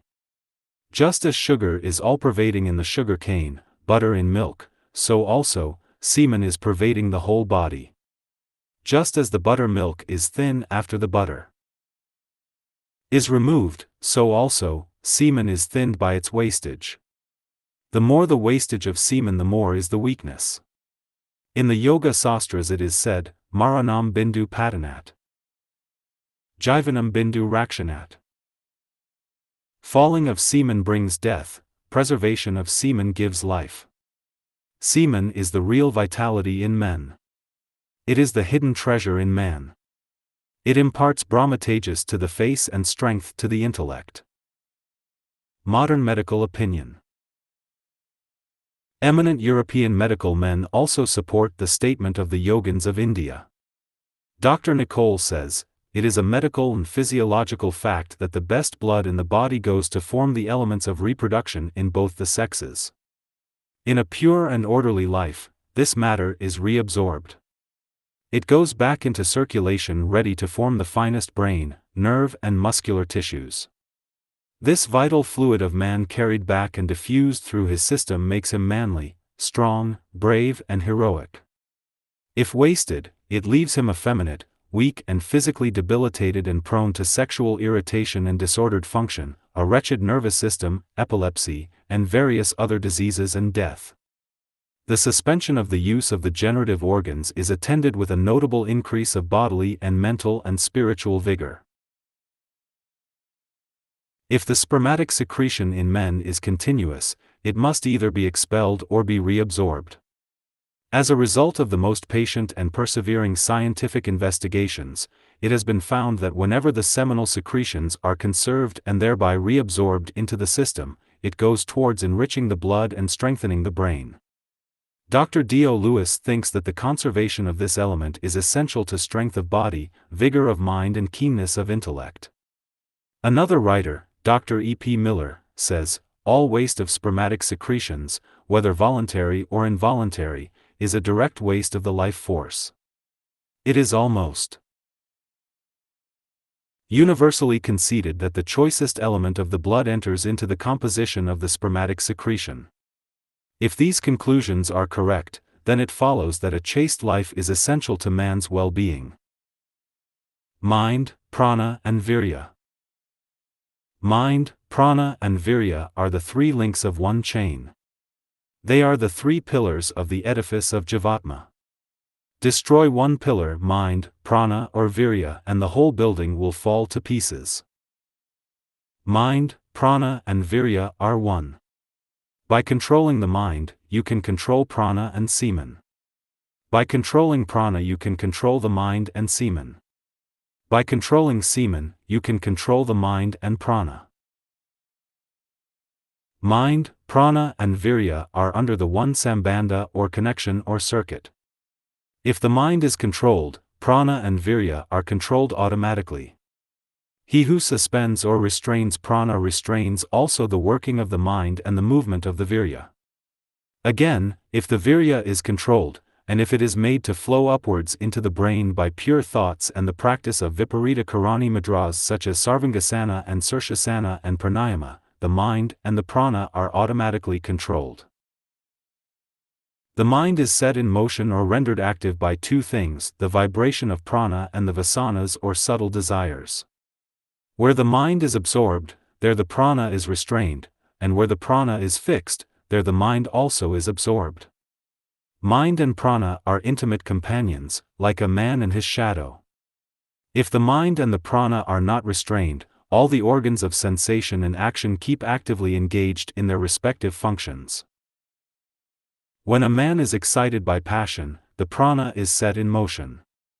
Then the whole body obeys the dictate of the mind just as a soldier obeys the command of his commander. The vital air or prana moves the internal sap or semen. The semen is put into motion. It falls downwards, just as the clouds burst into rain water, just as the fruits, flowers and leaves of the trees drop down by the force of the blowing winds. If the virya is lost, prana gets unsteady. Prana is agitated. The man becomes nervous.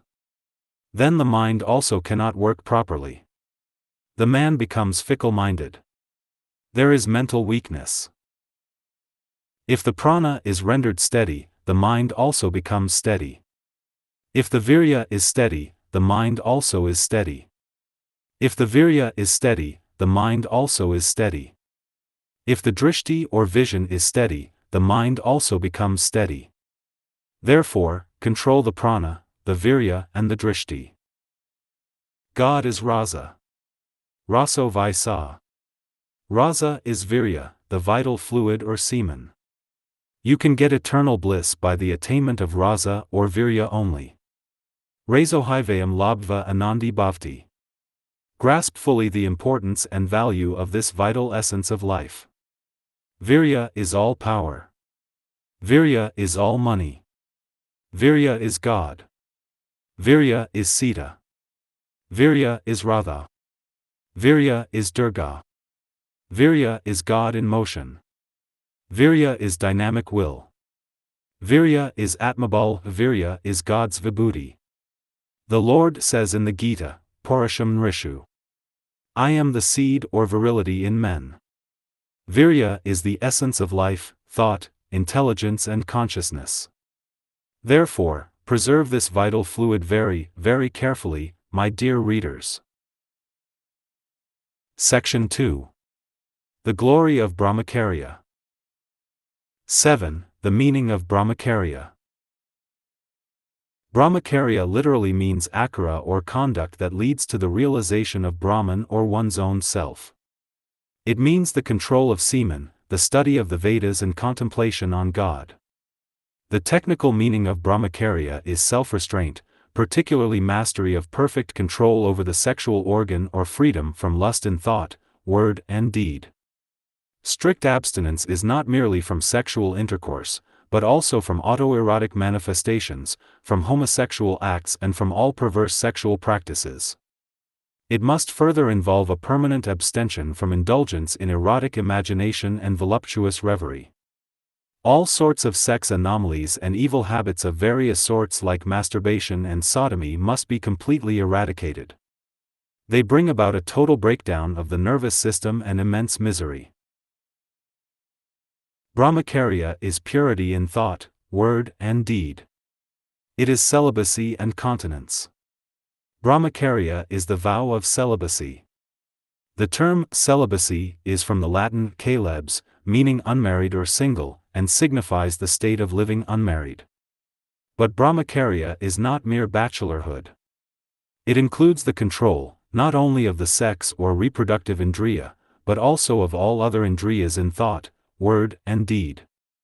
This is the definition of Brahmacharya in a broad sense of the term. The door to nirvana or perfection is complete Brahmacharya. Complete celibacy is the master key to open the realms of Elysian bliss. The avenue to the abode of supreme peace begins from Brahmacharya or purity.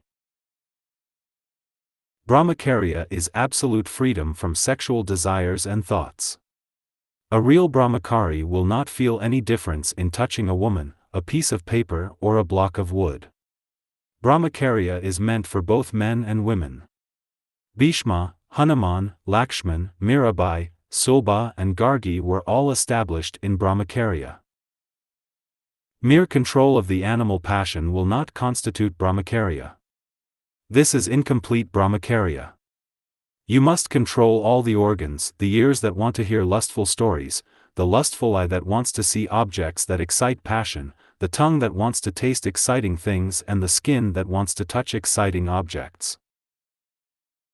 To look lustfully is adultery of the eyes, to hear anything that excites passion is adultery of the ears, to speak anything that excites passion is adultery of the tongue.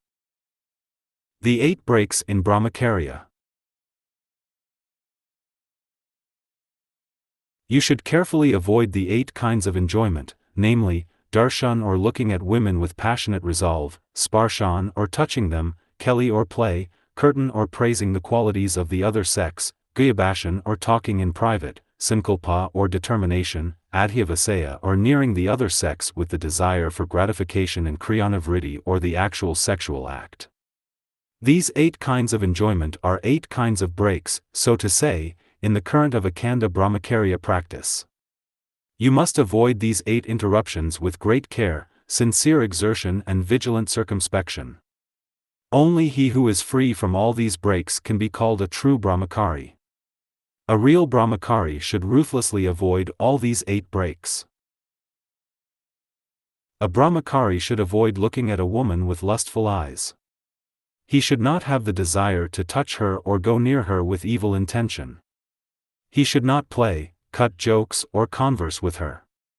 He should not praise a woman's qualities within himself or before his friends. He should not speak to a woman in secrecy. He should not think of women at all. He should not have a carnal desire to have sexual enjoyment. A Brahmachari should, without fail, avoid sexual intercourse. If he breaks any of the above rules, he violates the vow of Brahmacharya. Though the first 7 kinds of mithuna do not cause the actual loss of semen, yet the semen is separated from the blood and it tries to escape when opportunity arises, either in dreams or in other ways. In the first 7 kinds, man enjoys mentally. Aspirants should not indulge in talk about sex. They should not think about ladies. Bring the image of your Ishta Devata into your mind if the thought of a woman crops up. Repeat the mantra vigorously. Lustful look, lustful thinking, wet dreams are all failures or breaks in Brahmacharya. Be chaste in your look. Give up drishti dasha or lustful look. A lustful look itself is a break in Brahmacharya. There is internal discharge. Virya is separated from the system. See Mother Kali in all women. Cultivate sublime, divine thoughts. Do japa and meditation regularly. You will be established in Brahmacharya. Physical Brahmacharya and mental Brahmacharya. It is very necessary that you should be pure in mind if you wish to be a Brahmachari. Mental Brahmacharya is more important. You may succeed in physical Brahmacharya, but you must succeed in mental Brahmacharya also. That state of mind wherein no single sexual thought enters the mind is termed mental Brahmacharya. If thoughts are impure, the sex impulse will be very strong. Brahmacharya depends upon regulating the whole course of life.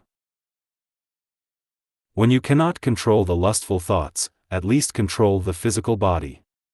Physical Brahmacharya must be strictly practiced at first. Control the body when the sex impulse troubles you. Mental purity or mental Brahmacharya will gradually manifest. Surely it is better to control the karma indriyas at least than to indulge actually in sensual pleasures. Gradually the thoughts will be purified if you persist in your japa and meditation. Eventually there will be direct control of the mind also. A sexual act, a sexual contact, revives all bad ideas and gives them a new lease of life. Therefore, the body should be controlled first. Physical Brahmacharya must be maintained first. Then only you can achieve mental purity and mental Brahmacharya. You may be able to stop copulation for months and years, but there should not be any sexual craving or attraction for women. Evil thoughts also should not arise when you look at a woman, when you are in the company of women. If you succeed in this direction, then you are established in perfect Brahmacharya. You have crossed the danger zone. Thought is the real action. An evil desire is tantamount to adultery. The desire is more than the act. But, there is a great deal of difference between the actual shooting of a man and thinking to shoot a man, between actual copulation and thinking to have intercourse with a woman.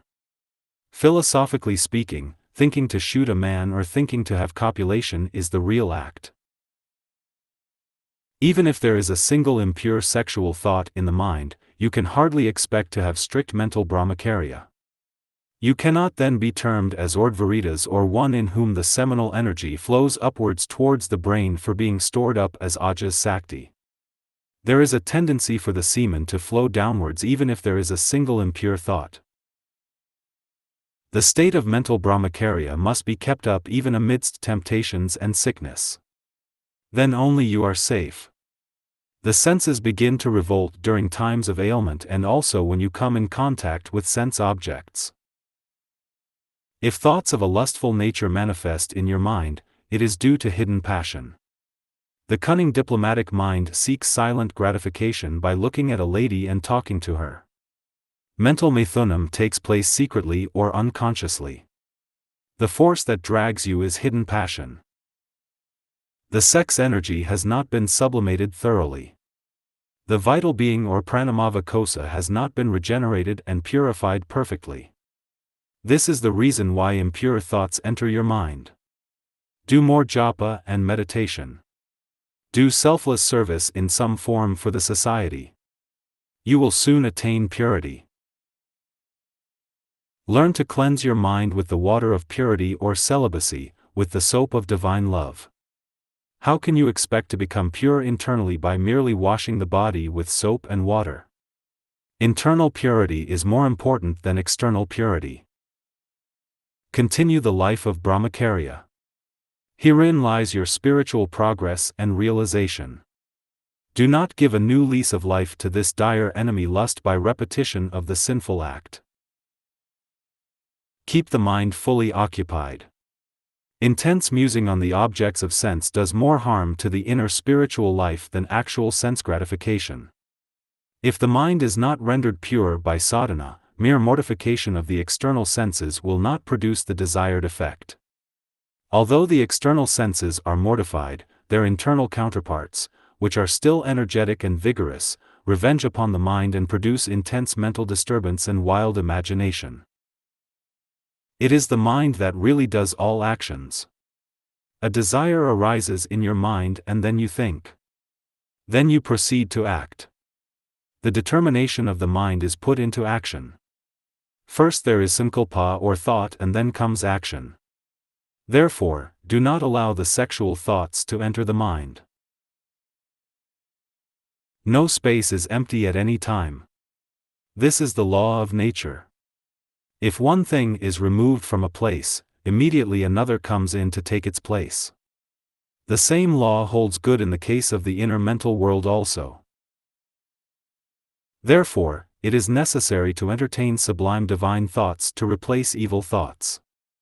As you think, so you become. This is the immutable psychological law. The vicious mind is gradually divinest by entertaining divine thoughts.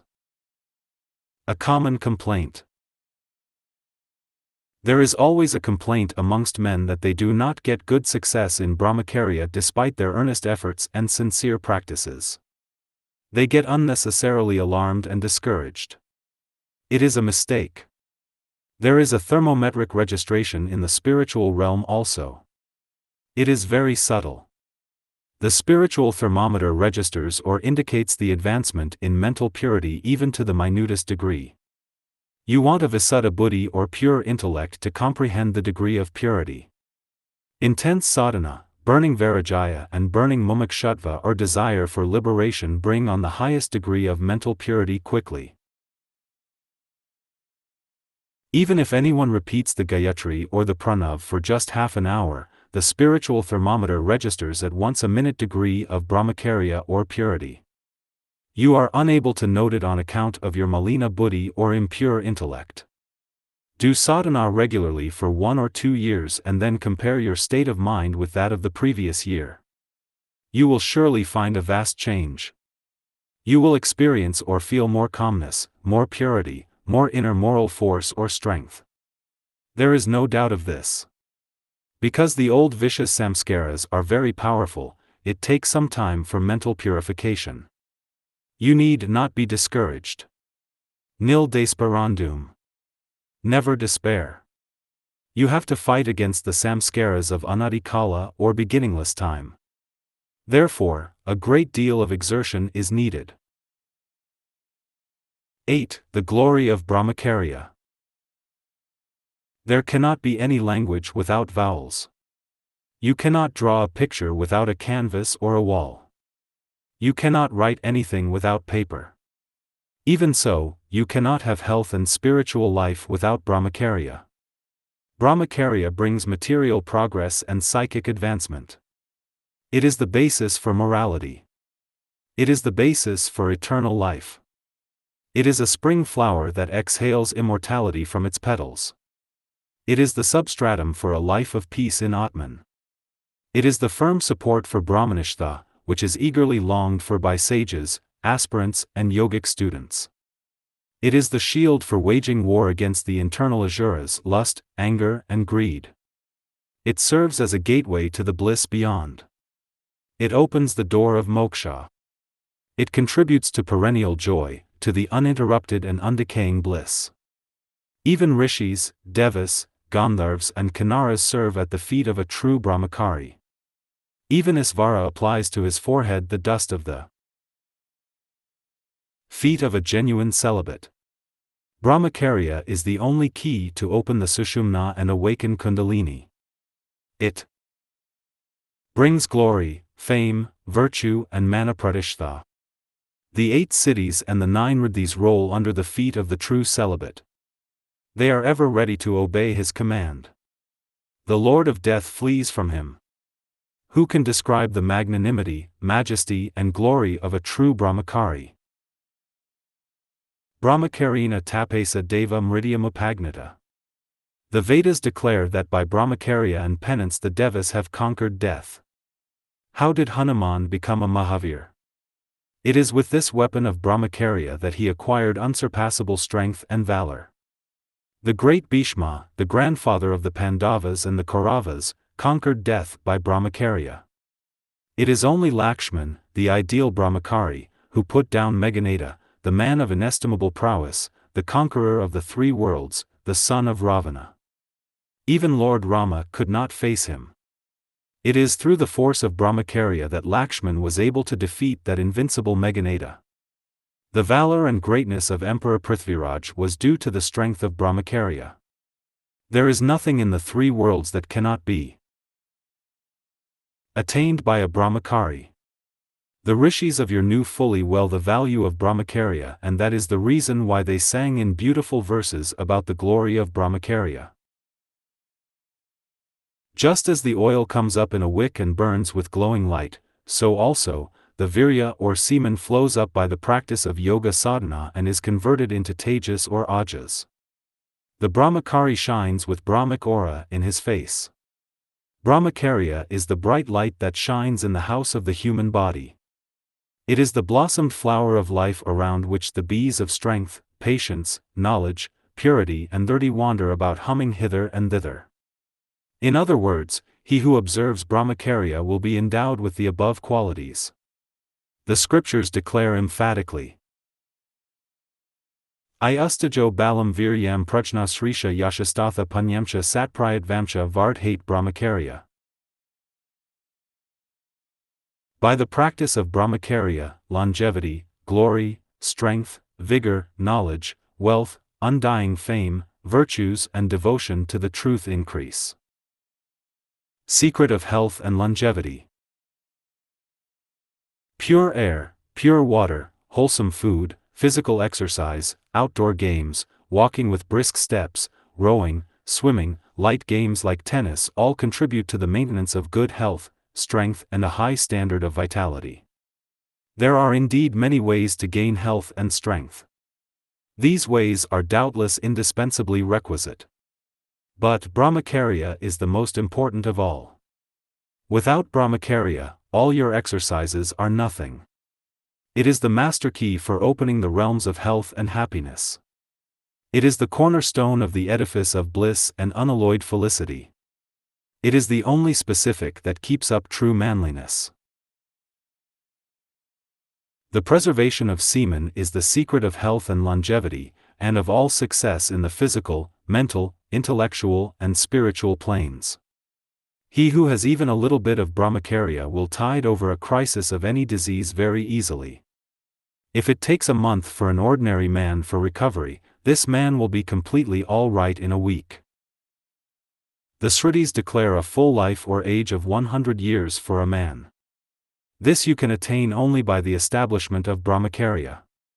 There are instances of men who have attained longevity in intellectual powers despite their loose, immoral ways. But they would have been still more powerful and brilliant had they possessed a good character and continence as well. After Dhanvantari had taught all the details about Ayurveda to his disciples, they inquired about the keynote of this medical science. The master replied, I tell you that Brahmacharya is truly a precious jewel. It is the one most effective medicine, nectar indeed, which destroys diseases, decay and death. For attaining peace, brightness, memory, knowledge, health and self-realization, one should observe Brahmacharya, which is the highest dharma. Brahmacharya is the highest knowledge, Brahmacharya is the greatest strength. Of the nature of Brahmacharya is verily this Atman, and in Brahmacharya it resides. Saluting Brahmacharya first, the case is beyond cure, I cure. Brahmacharya can undo all the inauspicious signs. Practice of Brahmacharya gives good health, inner strength, peace of mind and long life. It invigorates the mind and the nerves. It helps to conserve physical and mental energy. It augments memory, will force and brain power. It bestows tremendous strength, vigor and vitality. Strength and fortitude are obtained. The eye is the window of the mind. If the mind is pure and calm, the eye also is calm and steady. He who is established in Brahmacharya will have lustrous eyes, a sweet voice and a beautiful complexion. Celibacy promotes concentration. By the establishment of continence, vigor is obtained. The yogi gets siddhi or perfection by attaining perfect mental and physical Brahmacharya. Brahmacharya helps him in gaining divine knowledge and other siddhis. When there is purity, the rays of the mind are not dissipated. Focusing of the mind becomes easy. Concentration and purity go together. Although a sage talks a few words only, a deep impression is produced in the minds of the hearers. This is due to his Ajas Sakti, which is conserved by the preservation of semen and its transmutation. A true Brahmachari in thought, word and deed has wonderful thought power. He can move the world. If you develop strict celibacy, Vikara Sakti and Dharana Sakti will develop. Vikara Sakti is the power of inquiry. Dharana Sakti is the power of grasping and holding the truth. If a man persistently refuses to yield to his lower nature and remains a strict celibate, the seminal energy is deflected upwards to the brain and is stored up as Ajas Sakti. Thereby the power of the intellect is intensified to a remarkable degree. The intellect becomes sharp and clear by continence. Continence increases infinitely the power of retentive memory. The strict celibate has keen and acute memory even in old age. A man who has the power of Brahmacharya can turn out immense mental, physical and intellectual work. He has a magnetic aura around his face. He can influence people by speaking just a few words or even by his very presence. He can control anger and move the whole world. Look at Mahatma Gandhi. He had acquired this power by constant and careful practice of ahimsa, satyam and brahmacharya, non-violence, truth and celibacy. He influenced the world through this power alone. Through Brahmacharya and Brahmacharya alone can you get physical, mental and spiritual advancement in life. It is worth repeating that a true Brahmachari possesses tremendous energy, a clear brain, gigantic willpower, bold understanding, retentive memory and good Vikara Sakti. Swami Dayananda stopped the carnage of a Maharaja. He broke the sword with his hands. This was due to his power of Brahmacharya. Jesus, Sankara, Jnanadeva and Samarth Ramdas were all Brahmacharans. Have you realized, my dear friends, the importance of Brahmacharya? Have you recognized, my dear brothers, the true significance and glory of Brahmacharya? How can you expect to be strong and healthy if the energy that is acquired through various means with great difficulty and at great price is wasted daily? It is impossible to be strong and healthy unless males and females, boys and girls, try their level best to keep up Brahmacharya or the vow of celibacy. Even among electrons, there are bachelor electrons and married electrons. Married electrons manifest in pairs. Bachelor electrons exist singly. It is these bachelor electrons only that create magnetic force. The power of Brahmacharya is seen in electrons also. Friend, will you learn some lessons from these electrons? Will you practice Brahmacharya and develop power and spiritual force? Nature is your best teacher and spiritual guide. Through Brahmacharya get over the miseries of mundane life and attain health, strength, peace of mind, endurance, bravery, material progress, psychic advancement and immortality. One who has a perfect control over the sexual energy attains powers unobtainable by any other means. Therefore, dissipate not thy energy in sensual pleasures. Conserve thy energy. Do noble deeds and practice meditation. You will soon become a Superman. You will commune with God and attain divinity. 9. Importance of celibacy in spiritual life. Brahmacharya is a divine word. It is the sum and substance of yoga. Through avidya, this is forgotten. The importance of Brahmacharya was emphasized by our great rishis. It is the supreme yoga, which Lord Krishna emphasizes repeatedly in his immortal song. In chapter 6, sloka 14, it is very clearly stated that the vow of Brahmacharya is necessary for meditation, Brahmacharivritsthaita. In chapter 17, sloka 14, he says that Brahmacharya is one of the requisites for the austerity of the body.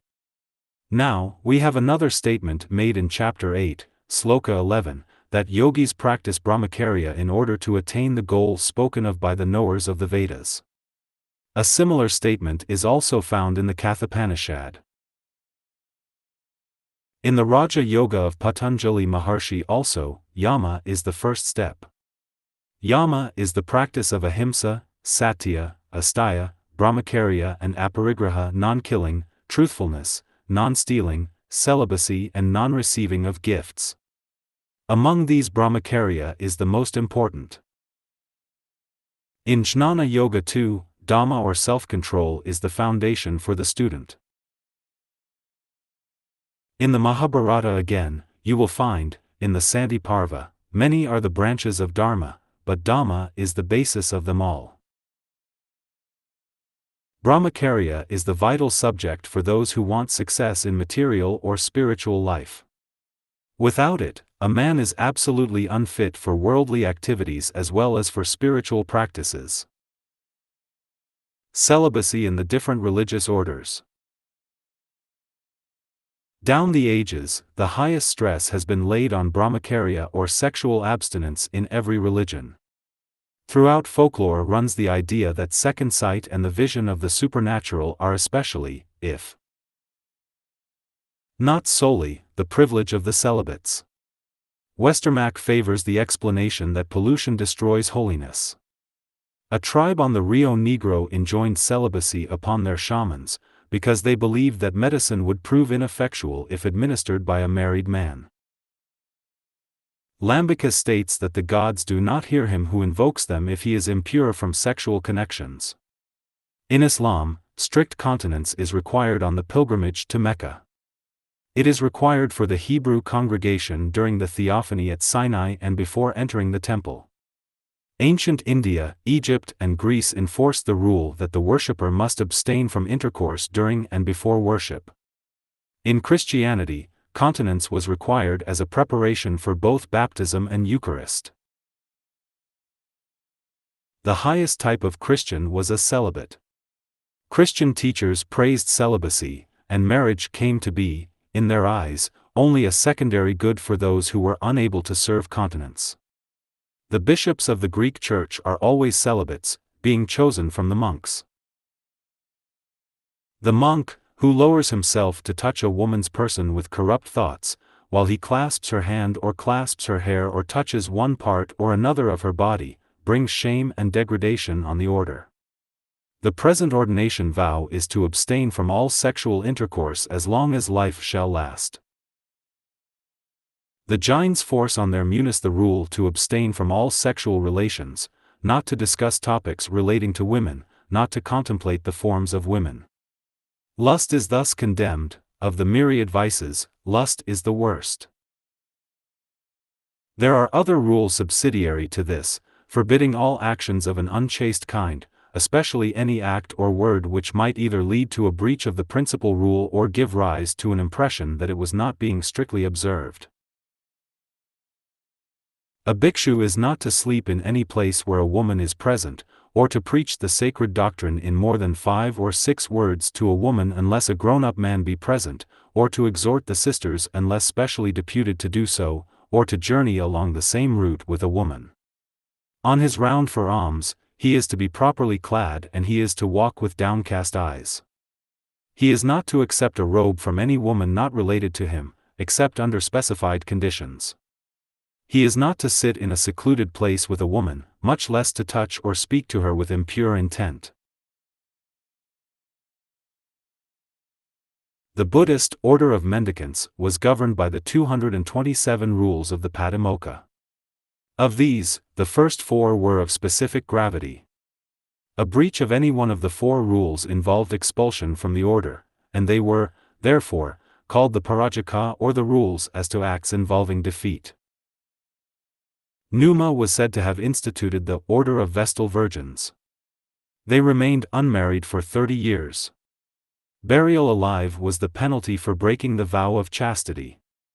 The virgins were distinguished by extraordinary influence and personal dignity. They were treated with marks of respect usually accorded to royalty, thus, on the streets, they were preceded by a lictor and the highest magistrates made way for them. They enjoyed sometimes the exceptional privilege of riding in a carriage. At public games, a place of honor was assigned to them. And after death they, like the imperators, were allowed to be buried within the city, because they were above the laws. They enjoyed the royal privilege of mercy, for if they met a criminal on his way to execution, his life was spared. In the large colony of Tibetans at Darjeeling, several hundreds of the men doing coolies' work are ex-lamas who fled from Tibet, with their paramours or singly, in order to escape the severe penalties attaching to their breach of celibacy. The delinquent is denounced, and if caught, is subject to corporal chastisement in public, as well as to a heavy fine and expulsion from the order in disgrace. The Peruvian virgins of the sun, a type of priests, were punished with living burial if detected in misconduct. Brahmacharya, the foundation of spiritual life. Brahmacharya is a sine qua non of spiritual life. It is a great desideratum. It is of vital importance. Without perfect Brahmacharya, you cannot have substantial spiritual progress. Abstinence or continence is the cornerstone on which the pedestal of moksha stands. If the cornerstone is not very strong, the superstructure will fall down when there is heavy rain. Even so, if you are not established in Brahmacharya, if your mind is agitated by evil thoughts, you will fall down. You cannot reach the summit of the ladder of yoga or the highest nirvikalpa samadhi. There is no hope for you to have self-realization or knowledge of the self if you are not well established in Brahmacharya. Brahmacharya is the master key to open the realms of eternal bliss. Brahmacharya is the very foundation of yoga. Just as a house that is built on a rotten foundation will surely fall down, so also, you will fall down from your meditation if you have laid no proper foundation, namely, the attainment of perfect Brahmacharya. You may meditate for a period of 12 years, and yet, you will have no success in samadhi if you have not destroyed the subtle lust or the craving seed that lingers in the innermost recesses of your heart. Brahmacharya is the basis for the attainment of Kaya Siddhi. Complete celibacy must be observed. This is of paramount importance. By the practice of yoga the semen becomes transmuted into Ajas Sakti. The yogi will have a perfect body. There will be charm and grace in his movements. He can live as long as he likes. This is also known as Icha Mrityu or death at will. The practice of Brahmacharya is the most important qualification for the spiritual aspirant, no matter what his chosen path may be: Karma Yoga, Upasana, Raja Yoga, Hatha Yoga, or Vedanta. The discipline of complete abstinence is demanded from all aspirants. A true Brahmachari only can cultivate bhakti. A true Brahmachari only can practice yoga. A true Brahmachari only can acquire jnana. Without Brahmacharya, no spiritual progress is possible. Lust deals a deadly blow to the spiritual caliber of man. It is not possible for you to enter the spiritual path that leads to union with God unless and until you control lust and become established in Brahmacharya. As long as lust smells sweet in your nostrils, you cannot entertain sublime, divine thoughts in your mind. That man in whom the sex idea is deep-rooted can never dream of understanding Vedanta and realizing Brahman even within Satakoti Janma, even within 100 crores of births. Truth cannot dwell where passion lives. Sexual indulgence is a great obstacle in the spiritual path. It bars spiritual practices definitely. The sexual urge must be controlled by entertaining sublime thoughts and regular meditation. There must be complete sublimation of the sexual energy. Then only the aspirant is absolutely safe. The total annihilation of the sexual desire is the ultimate spiritual ideal. Sex attraction, sexual thoughts and sexual urge are the three great obstacles in the path of God realization. Even if the sexual urge vanishes, the sex attraction remains for a long time and troubles the aspirants. Sex attraction is very, very powerful. Sex attraction binds one to this world. Each cell in the body of a male or a female is surcharged with the sex element. The mind and the senses are filled with sex juice. Man cannot remain without looking at a woman, without talking to her. He derives pleasure in the company of a woman. Woman also cannot remain without looking at a man, without talking to him. She derives pleasure in the company of a man. That is the reason why he or she finds it extremely difficult to annihilate the sex attraction. Sex attraction cannot be destroyed without the grace of the Lord. No human effort can eradicate in toto this mighty force of sex attraction. The organ of sight does great mischief. Destroy the lustful look, the adultery of the eye. Try to see God in all faces. Again and again generate the currents of dispassion, discrimination and inquiry. Eventually you will be established in Brahman or the Eternal. Again and again generate sublime divine thoughts and increase your japa and meditation. The sexual thought will be annihilated. Of what avail is knowledge of the arts and sciences, of what avail is reputation or titles, of what avail is repetition of the Lord's name or meditation or inquiry of, who am I, if you become a slave of lust? Control this strong urge first by the rigorous penance of sense control. Before you take to advanced meditation, first become at least a strict physical celibate. Then endeavor to have perfection in mental chastity. Amongst you all, there may be a hidden Shakespeare or a Kalidasa, a hidden Wordsworth or a Valmiki, a potential saint, a Saint Xavier, an Akanda Brahmachari like Bhishma Pitamaha, a Hanuman or a Lakshman, a Visvamitra or a Vasishtha, a great scientist like Dr. J.C. Bose or Raman, a yogi like Jnana Deva or Gorakhnath, a philosopher like Sankara or Ramanuj, a bhakta like Tulsidas, Ramdas or Eknath. Awaken, then, your hidden faculties, potential energies of all description, through Brahmacharya and attain God consciousness quickly and get over the miseries of this mundane life with its concomitant evils of birth, death and sorrow. Blessed is the Brahmachari who has taken the vow of celibacy till the end of life. Twice blessed is that Brahmachari who is sincerely struggling to destroy lust and attain perfect purity. Thrice blessed is that Brahmachari who has completely rooted out lust and has attained self-realization. Glory be to such exalted Brahmacharins. They are veritable gods on earth. May their blessings be upon you all. 10. Brahmacharya for householders. It is beyond all doubt that a life of Brahmacharya is glorious and marvelous. At the same time, a life of moderation in the household life is equally good and helpful for spiritual growth.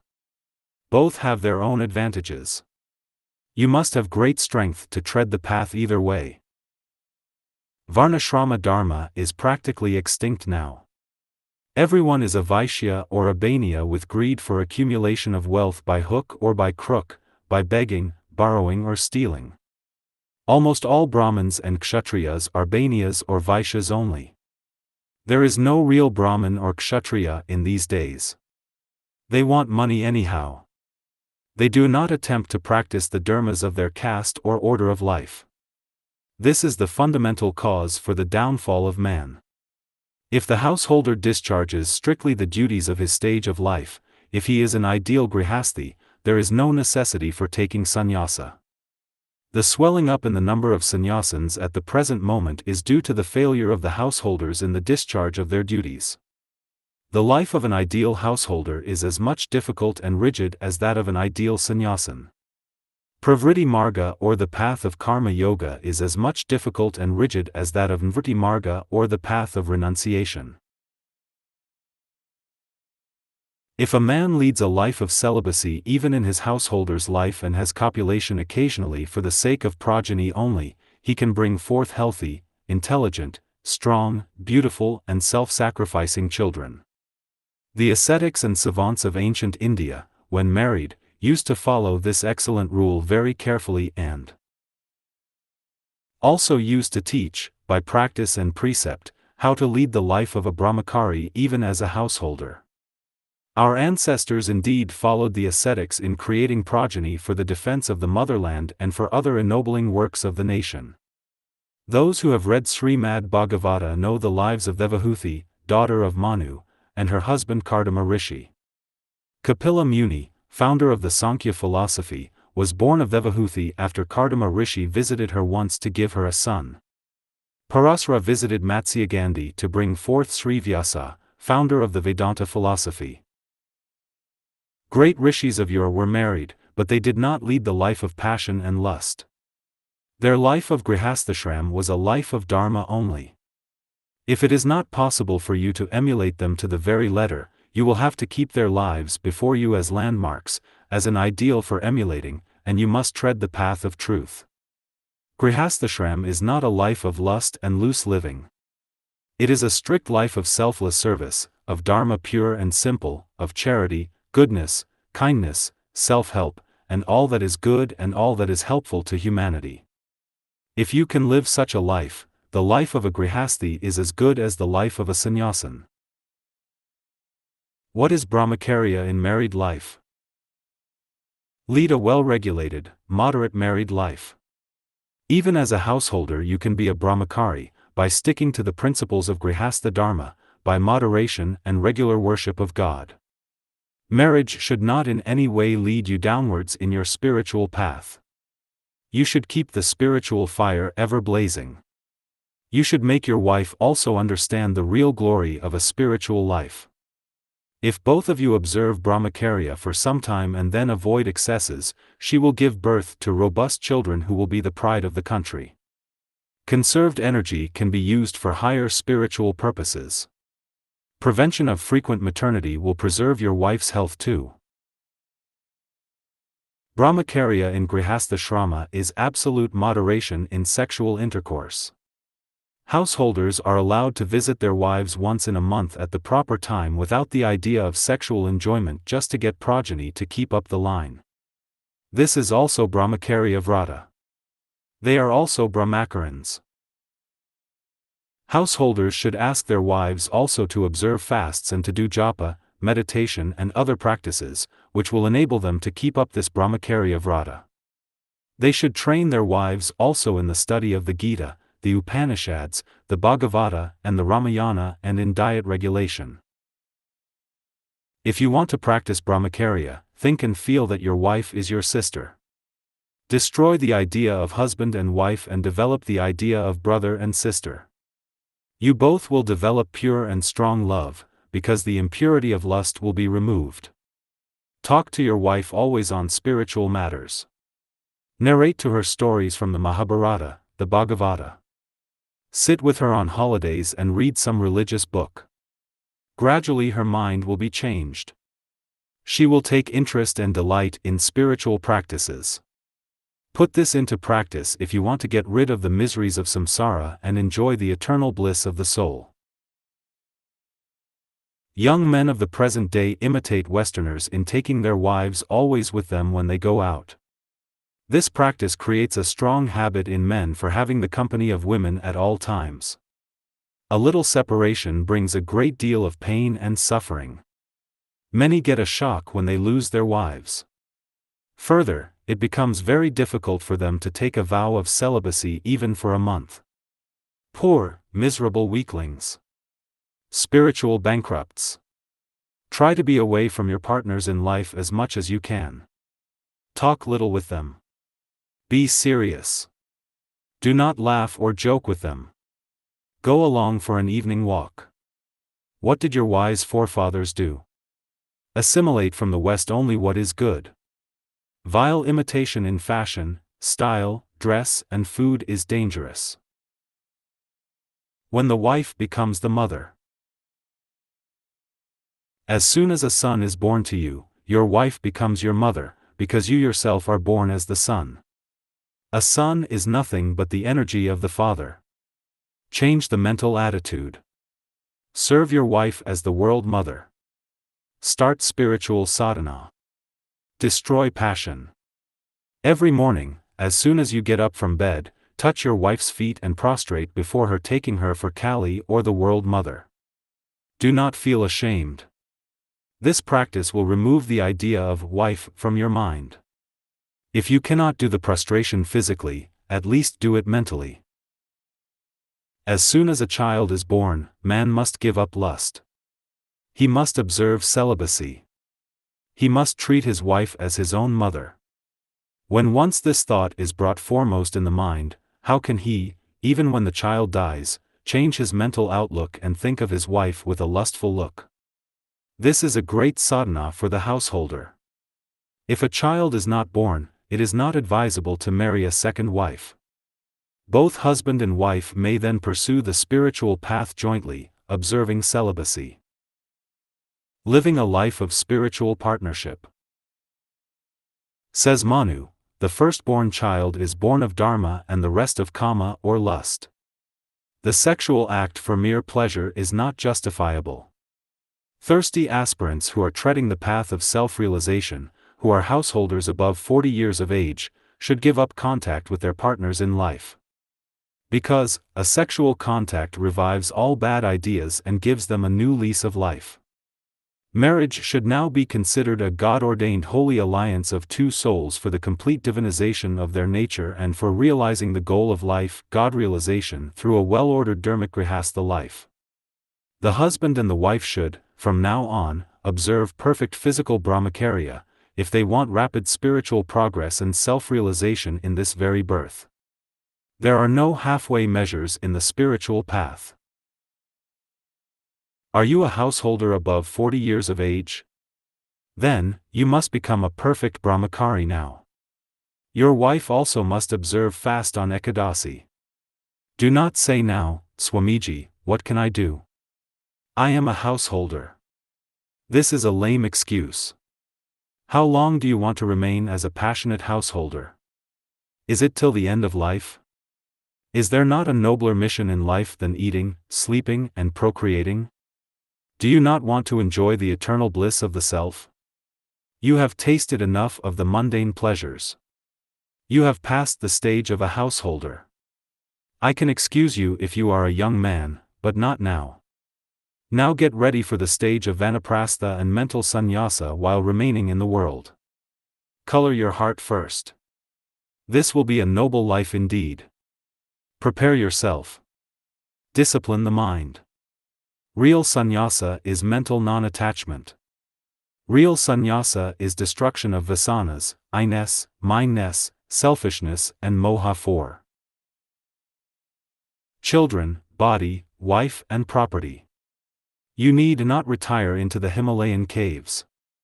Attain the above state of mind. Live in the world with family and children amidst peace and plenty. Be in the world, but be out of the world. Give up worldliness. This is real sannyasa. This is what I really want. Then you will become a king of kings. I am shouting at the top of my voice like this for many years, but only very few persons follow my teaching. A good wife, a worthy jewel, is the materialization of the Lord's infinite grace for one who treads the Pravritti Marga. Harmony in every walk of life is a rare gift of the Lord to a couple. Each partner should be to the other a true companion in every sense of the term. Grihastha ashrama is a safe rung in the ladder of evolution to Godhead. Follow the scriptural laws and enjoy infinite bliss. True union can be established on the spiritual basis. Both of you should aspire to realize the common goal of life, God realization. When the couples who live around you vie with one another in materialism, and in their individual capacity, to drag each other down, both of you should compete with each other in advancing rapidly in spiritual sadhana. What a novel competition! What a blessing it is to have such a competitor as the life partner. 11. Women and Brahmacharya. An aspirant writes, I would like to know whether the same theory regarding the formation of virya and loss of the same holds good in the case of women also. Are they actually affected to the same extent as men? The question is an important and pertinent one. Yes, indulgence in the sexual act is exhausting to the female system and a drain upon the vitality as in man.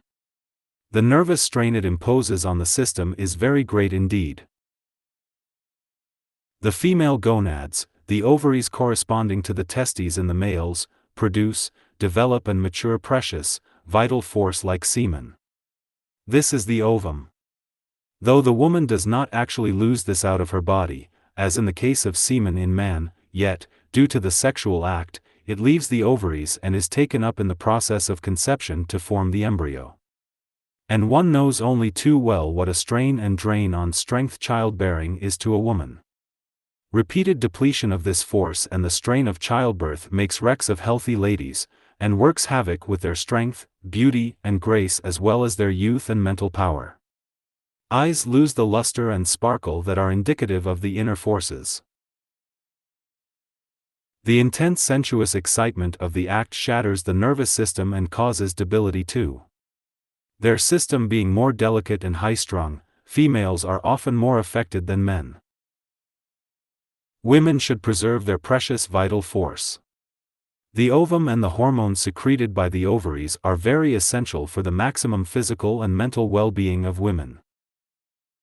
Women also should observe the vow of celibacy. They also can remain as Naishthik Brahmacharinis like Mirabai and devote themselves to the service and devotion of God. Or they can do Brahmavikara like Gargi and Sulba. They will be styled as Brahmavisharinis, inquirers of Brahman, if they adopt this path. Grihastadharminis or householders among women should observe Pativrata Dharma or the vow of chastity and should keep Savitri, Ansuya, as their ideal. They should see Lord Krishna in their husbands and realize God, like Layla in Majnu. They also can practice all the kriyas such as asanas and pranayamas. They should do vigorous sankirtan, japa and prayer daily in their houses. Through bhakti, they can easily destroy passion, because by nature they are devotional. Many women of yore had done miraculous deeds and shown to the world the power of chastity. Nalayini, by the power of chastity, stopped the rising of the sun to save her husband's life. Ansuya turned the Trimurtis Brahma, Vishnu and Mahasvara into babies when they wanted nirvana bhiksha. It is through the power of chastity only that she was able to turn the great deities into babies. Savitri brought back the life of Satyavan, her husband, from the noose of Yama, by her chastity. Such is the power of chastity or Brahmacharya. Women who lead an ideal householder's life with chastity can also become like Ansuya, Nalayini or Savitri. Brahmacharinis ancient and modern. In olden days, there were Brahmacharinis in India. They were Brahmavidinis, they discoursed on Brahman. They did not wish to lead the life of Grihastadharminis devoted to a householder's duties. They served the rishis and sages in their hermitages and did Brahmavikara or inquiry of Brahman. King Janasruti placed his daughter at the service of Rishi Raikva. You will find this in the Kandogya Upanishad. Sulba was a very learned lady. She was born in a royal family. She was a Brahmacharini. She was instructed in the religion of emancipation. She observed the practice of asceticism. She was firm in the practices that belonged to the mode of life she led. She was steady in her vows. She never uttered a word without reflecting on its propriety. She was a yogini. She led the life of a sannyasini. She appeared before Janaka in his court and had a great discussion with him on Brahmavidya or the science of the self. Gargi was also a Brahmacharini. She also was a highly cultured lady. She also had a lengthy discussion with Yajnavalkya on Brahmavidya. The dialogue between them comes in the Brihadaranyaka Upanishad. In Europe also there were many women who were celibate and who dedicated their lives entirely to severe austerity, prayer and meditation. They had their own hermitages. In India, even at the present moment, there are educated women who lead the life of Brahmacharinis. They do not wish to marry. This is due to the force of good samskaras of previous births. They give education to the girls in schools. They give free tuition privately to poor girls and train them in sewing and other household works. They study religious books and practice meditation in the morning and in the evening. They do kirtan. They keep a daily spiritual diary. They conduct satsanga classes and kirtan among women. They train girls in the practice of asanas and pranayama. They give discourses on the Gita and the Upanishads.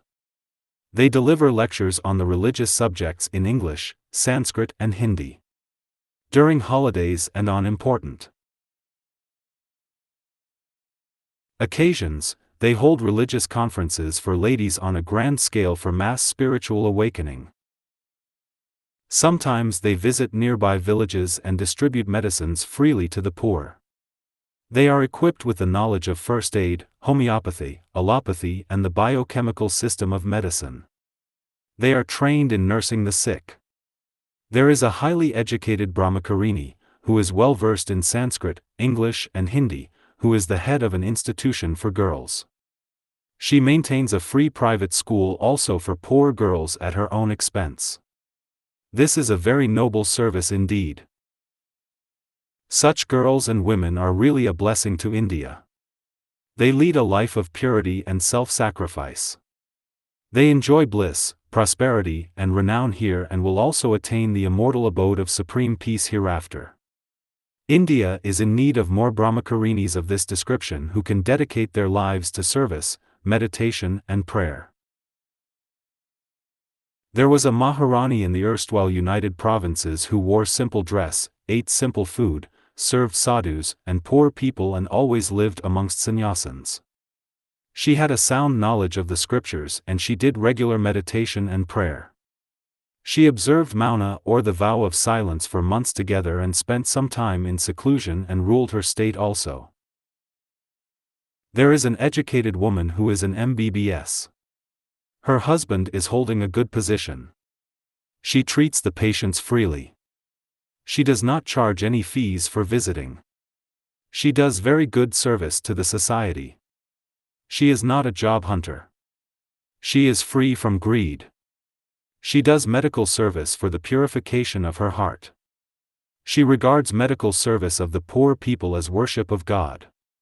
She looks after the house and serves her husband. She studies religious books and spends some time in meditation, worship, and prayer. She is an ideal woman who leads a glorious and pious life. Loose life is not freedom. The world is in dire need of such ideal women. I wish that the world may abound with such glorious women. I do not condemn women. I do not oppose giving them education and freedom. I have the highest veneration for women. I adore them as devis or goddesses. But, I am not in favor of such freedom for women as will ruin them. I am in favor of such education and culture as will make them immortal and glorious, as will make them ideal women like Sulba, Mira and Maitreyi, like Savitri and Damayanti. This is what I want. This is what everybody would like. Loose life is not perfect freedom. Some women of India have ruined themselves by taking advantage of this false freedom. There is no limit to the freedom, which the so-called educated woman enjoys now. This freedom has caused many homes to be wrecked. It has created disorders in society. It has brought shame on many respectable families. The girls, in their insatiable craving for freedom, have overstepped the limit and lost that priceless possession which the women of the past could keep untarnished. By mixing with men freely, woman loses her dignity, modesty, feminine grace, and the sanctity of her person and character. A woman who mixes freely with men cannot preserve her chastity for long. There can be, and there have been, exceptions.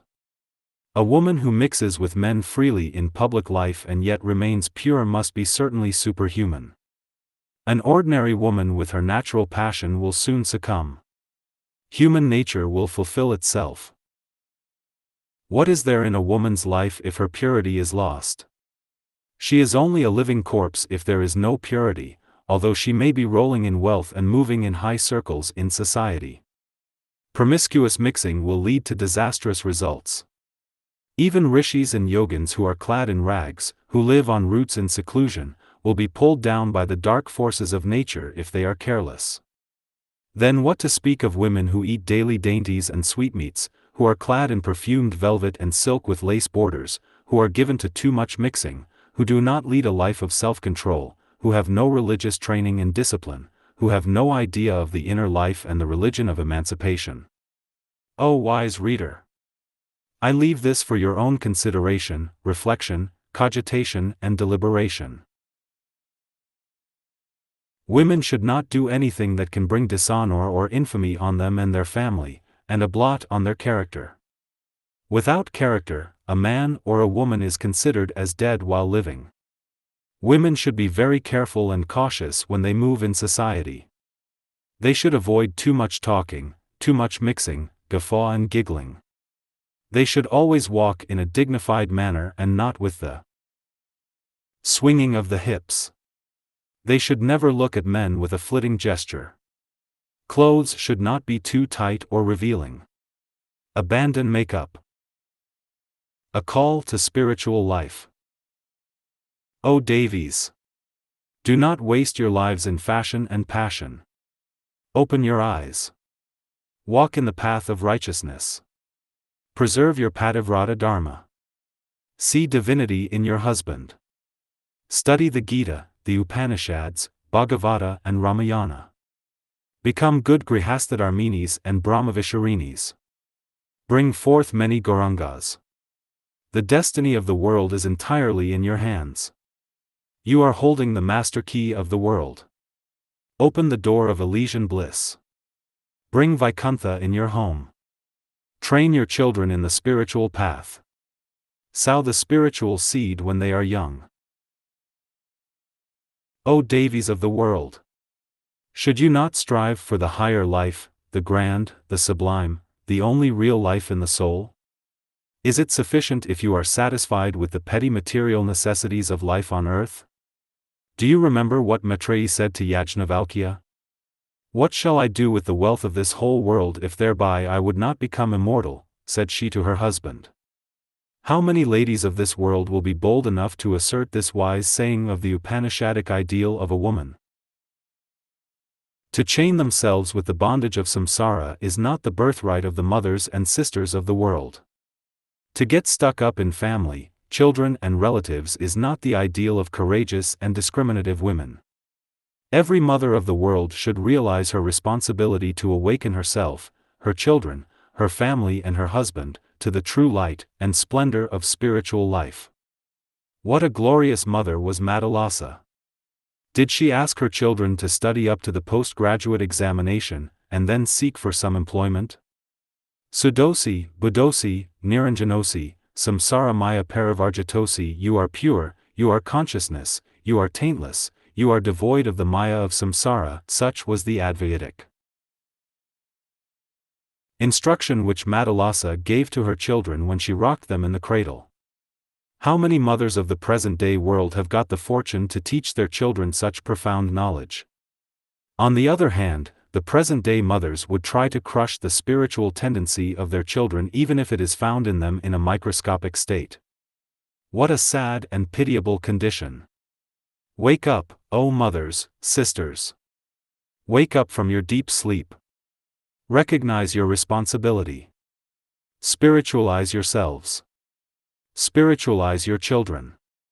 Spiritualize even your husbands, for you are the makers of the family. Remember how Chadala illumined her husband. You are the makers of the nations. You are the builders of the world. Therefore, spiritualize yourselves. Assert in yourselves the spirit of Sulba, Maitreyi, Gargi. Do not be cowardly. Come out of your fleshy homes, the homes of delusion, the homes of vanity. Be you all real sannyasinis and bring real glory, real greatness, for that is real boldness and courage, that is real wisdom and understanding. A woman is not a woman if she is devoid of spiritual fire in her, if she is ignorant of a higher life in the soul. A woman's duty is not merely family, her duty is also to transcend the family. Her duty does not lie in sands, bangles, jackets, powders and scents. Her duty does not lie in getting employment for her children. Her duty is also concerned with the self, the Atman, the Brahman. Such a woman is a real symbol of God. She is to be adored, she is to be worshipped. 12. Brahmacharya and the educational curriculum. If you compare the present system of education with our ancient Gurukul system, there is a wide gulf between the two. In the first place, the present system of education is very costly. The moral side of education is absolutely ignored at the present moment. Every student in the Gurukul was pure. Every student had perfect moral training. This was the predominating feature of ancient culture. Every student had a knowledge of pranayama, mantra yoga, asanas, the code of morals, Gita, Ramayana, Mahabharata and the Upanishads. Every student possessed humility, self-restraint, obedience, a spirit of service and self-sacrifice, good demeanor, politeness, a courteous nature, and last but not the least, a desire to acquire Atmajnana. A vital drawback in the present educational system in India. The college students of the present day do not possess any of the above virtues at all. Self-control is a thing unknown to them. Luxurious living and self-indulgence begin from their very boyhood. Arrogance, impertinence and disobedience are deep-rooted in them. They have become confirmed atheists and rank materialists. Many are ashamed to say that they believe in the existence of God. They have no knowledge of Brahmacharya and self-control. Fashionable dress, undesirable food, bad company, frequent attendance at the theaters, and the cinema, and applying Western manners and customs have rendered them weak and passionate. Brahmavidya, Atmajnana, Vairagya, the wealth of moksha and atmic peace and bliss are quite foreign to them. Fashion, style, Epicureanism, gluttony and luxury have occupied their minds. It is very pitiable to hear the life history of some of the college students. In the ancient Gurukul, boys were healthy and strong and lived long. It has indeed been detected that the health of the students has deteriorated throughout India.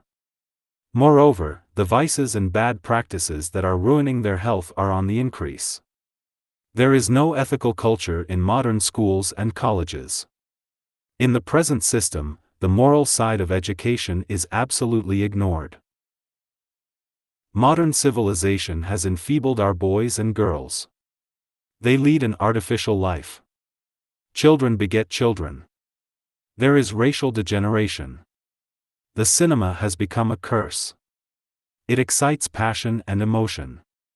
Nowadays, in the cinema, vulgar scenes and immoral plays are enacted even when they show stories from the Mahabharata and the Ramayana. Again, I have to reiterate with force that the present system of education in India needs a thorough drastic overhauling immediately. Any system of education, which is not based on the principles of Brahmacharya, and has not in its curriculum a compulsory study of Sanskrit literature, will not be good for the Hindus. It is bound to fail. Those who are responsible for giving them a proper system of education are ignorant on this important point, and hence the numerous unfortunate experiments in education. Professors of some colleges insist on the students putting on fashionable dress. They even dislike students who wear clean but simple clothing. A great pity. Cleanliness is one thing and fashion is another thing. The so-called fashion takes root in worldliness and sensuality. Cleanliness of life is very necessary for physical and spiritual growth. Boys and girls suffer in silence on account of ignorance, on account of misuse of bodily parts which constitutes a definite drain upon the vitality. This retards normal mental and physical progress. When the human system is deprived of its natural secretions, there must be a corresponding decline in nervous energy. This is the reason why functional disorders develop. The number of wrecks is increasing. Young boys suffer from anemia, bad memory, and debility. They have to discontinue their studies. Diseases are increasing. Thousands of injections have come into the pharmacy, hospitals, and dispensaries. Thousands of doctors have opened their clinics and shops. Yet, misery is increasing day by day. People do not get success in their enterprises and business. What is the reason for this? The reason is not far to seek. It is because of wastage of the vital force or semen through evil habits and immoderate sexual intercourse. It is because of an unclean mind and an unclean body. Duty of teachers and parents. A great and onerous duty rests with the teachers and professors of schools and colleges to train the students in the path of sadhakara or right conduct and to mold their character properly. Brahmacharya includes character building or right molding of character. They say that knowledge is power. But I assert boldly, with great assurance and practical experience, that character is power and that character is far superior to knowledge even. Every one of you should endeavor your level best to mold your character properly. Your whole life and your success in life depend entirely upon the formation of your character. All the great persons in this world have achieved their greatness through character and character alone. The brilliant luminaries of the world have won their laurels of fame, reputation and honor through character and character alone.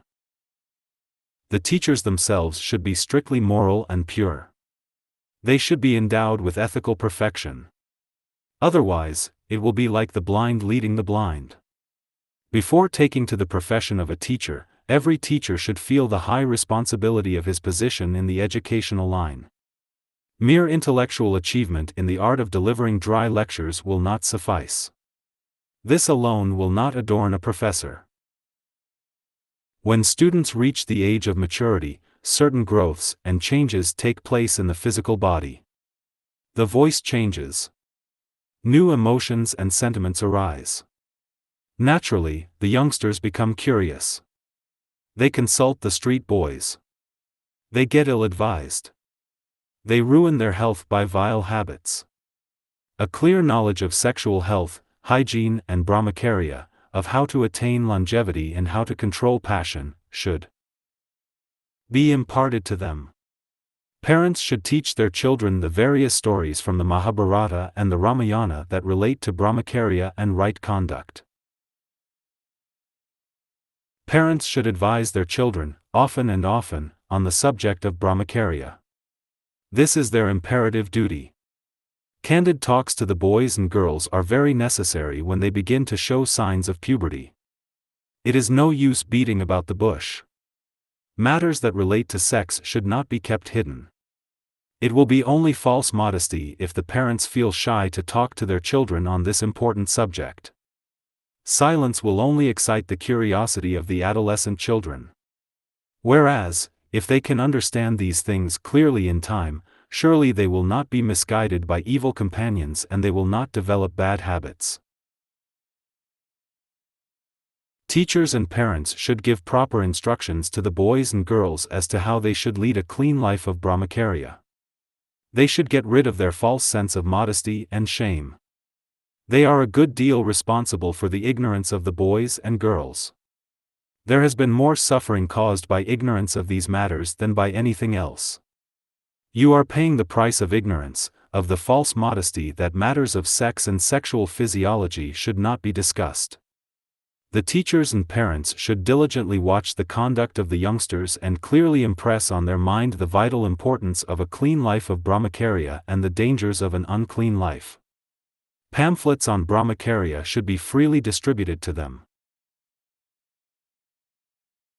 Magic lantern demonstrations on the subject of Brahmacharya, on the lives of Brahmacharyans of yore, on the stories of the Mahabharata and the Ramayana, should be regularly conducted in the schools and colleges. This will be a great help in elevating and inspiring the students to a high moral standard. O teachers and professors! Wake up now. Train the students in the path of Brahmacharya and righteousness and morality. Make them true Brahmacharyans. Do not neglect this divine work. You are morally responsible for this onerous task. This is your yoga. You can have self-realization if you take up this work in right earnest. Be true and sincere. Open your eyes now. Explain to the boys and the girls the importance of Brahmacharya and instruct them in the various methods by which they can preserve the virya, the soul force or atmasakti that is hidden in them. Teachers who have disciplined themselves first should hold private talks with students and give them regular practical lessons on Brahmacharya. Reverend H. Pakenham Walsh, who was principal of the S.R.G. College, Tiruchirappalli, a few decades ago, and who later became a bishop, used to hold regular talks with his students on the subject of Brahmacharya and self-control. The future destiny of the world rests entirely with the teachers and students. If the teachers train their students in the right direction, in the path of righteousness, the world will be filled with ideal citizens, yogis and jivanmuktas, who will radiate light, peace, bliss and joy everywhere. Blessed is he who truly endeavors in making his students true Brahmacharans. Twice blessed is he who tries to become a real Brahmachari. May the blessings of Lord Krishna be upon them. Glory to the teachers, professors and students. 13. Some ideal Brahmacharans. Hanuman. Hanuman was born of Anjana from Pavna, the wind god. He was named Hanuman after the name of the city Hanuman over which his maternal uncle Part 1 Surya ruled. Hanuman's body was as hard as stone. So Anjana named him Vajranga. He is also known by the name Mahavir or mightiest hero, because he exhibited several heroic feats. His other names are Balabhima and Maruti. The world has not yet seen, and will not see in the future also, a mighty hero like Sri Hanuman. During his lifetime he worked wonders and exhibited superhuman feats of strength and valor. He has left behind him a name which, as long as the world lasts, will continue to wield a mighty influence over the minds of millions of people. Hanuman is one of the 7 Chiranjeevis. He is the only learned scholar who knows the 9 Vyakaranas or sciences of Granunar. He learnt the Sastras from the sun god. He is the personification of Brahmacharya. He is the wisest of the wise, the strongest of the strong and the bravest of the brave. He is the Sakti or energy of Rudra. He who meditates on Hanuman and repeats his name attains power, strength, glory, prosperity and success in life. Hanuman is worshipped in all parts of India, particularly in Maharashtra. Hanuman had the power to assume any form he liked, to swell his body to an enormous extent and to reduce it to the length of a thumbnail. His strength was superhuman. He was the terror of the Rakshasas or demons. He was well versed in the 4 Vedas and other sacred books. His valor, wisdom, knowledge of the scriptures and superhuman strength attracted everybody who came near him. He had extraordinary skill in warfare. Hanuman was the chosen messenger, warrior and servant of Sri Rama. He was a votary and devotee of Lord Rama. Rama was his all in all. He lived to serve Rama. He lived in Rama. He lived for Rama. He was a minister and intimate friend of Sugriva. Hanuman was born on the morning of the 8th of the lunar month, Chaitra, on the most blessed day, Tuesday. From his very birth, Hanuman exhibited extraordinary physical strength and worked many miracles. When he was a child, he jumped up at the sun and caught hold of him to eat. All the gods were very much troubled. They came with folded hands to the child and humbly entreated him to release the sun. The child set free the sun at their request. A rishi pronounced a curse on Hanuman for his wrong action that he would remain unconscious of his great strength and prowess till he met Sri Rama and served him with devotion. Hanuman saw Sri Rama for the first time in Kishkinda. Sri Rama and Lakshmana came there in the course of their search for Sita whom Ravana had carried away. As soon as Hanuman beheld Sri Rama, he became quite conscious of his own strength and power. Hanuman burnt the whole of Lanka and brought news of Sita to Rama. In the great war between Rama and Ravana, Hanuman killed many heroes of the Rakshasa army. He did many superhuman acts.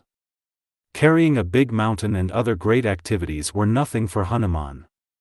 All those were due to the power of Brahmacharya. When the great war was over, Vibhishana was installed on the throne of Lanka. The time of banishment was over. Sri Rama, Lakshmana, Sita and Hanuman sat on the Pushpaka Vimana or aeroplane and reached Ayodhya in time. The coronation ceremony of Lord Rama was celebrated with great eclat and pomp. Sita presented a necklace of pearls to Hanuman. Glory to Hanuman, the blessed devotee of Lord Rama. Glory, glory to Sri Anjaneya, the mighty hero, undaunted warrior and learned Brahmachari, the like of whom the world has not yet seen and will not see in all time to come. May we derive inspiration from Hanuman's ideal life of Brahmacharya. May his blessings be upon you all. Let us sing his glory. Jaya Siya Ram Jaya Jaya Siya Ram Jaya Hanuman Jaya Jaya Hanuman Jaya Siya Ram Jaya Jaya Siya Ram Jaya Hanuman Jaya Jaya Hanuman. Sri Lakshmana. Lakshmana, the son of Dasaratha by his second queen Sumitra, was the younger brother of Sri Rama. He was an avatara of Adisesha. He was the constant companion of Rama both in pleasure and in pain. Rama and Lakshmana lived, dined, played and studied together. One could not bear the separation of the other. Lakshmana was a loving servant also of Sri Rama. He carried out Sri Rama's commands to the very letter. He lived in perfect obedience to Sri Rama.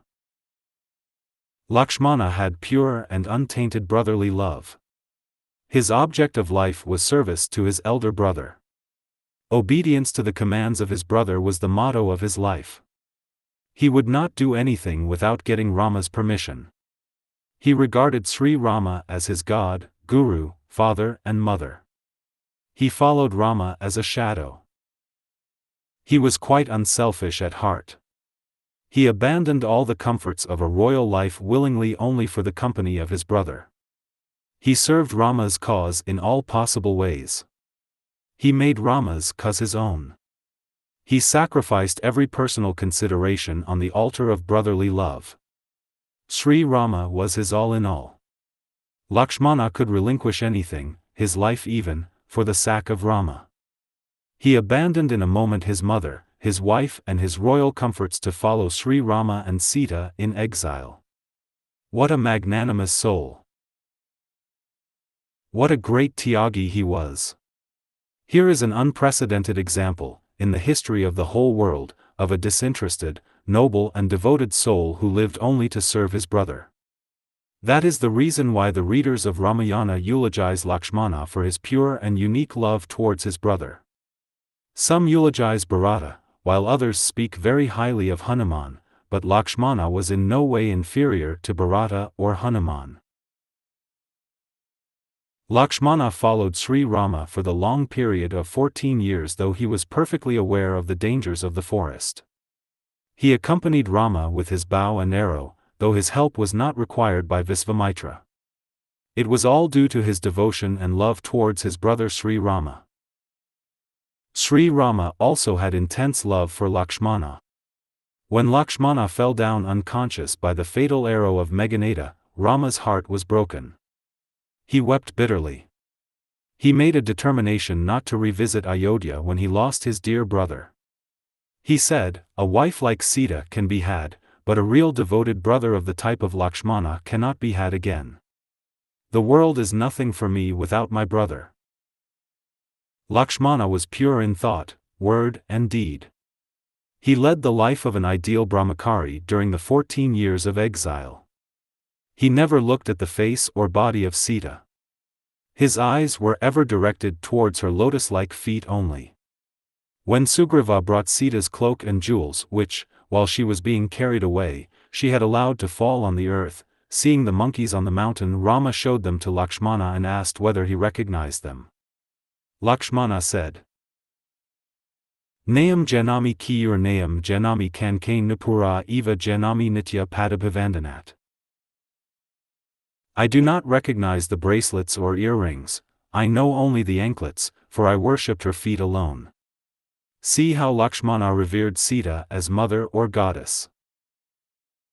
Meghanada, the son of Ravana, had conquered even Indra, the lord of gods. By virtue of this victory, Meghanada also came to be known as Indrayit. He had a boon of being invincible to all except to one who could abstain from all sorts of sensual enjoyments at least for a full 14 years. He was unconquerable. But Lakshmana destroyed him by the power of his purity, by the power of Brahmacharya. O Lakshmana! We shall ever sing thy glory and repeat, Ram Lakshman Janaki, Jai Bulo Hanuman Ki. Introduce us to our beloved Lord Rama, thy dear brother and master. Help us also in holding communion with Lord Rama.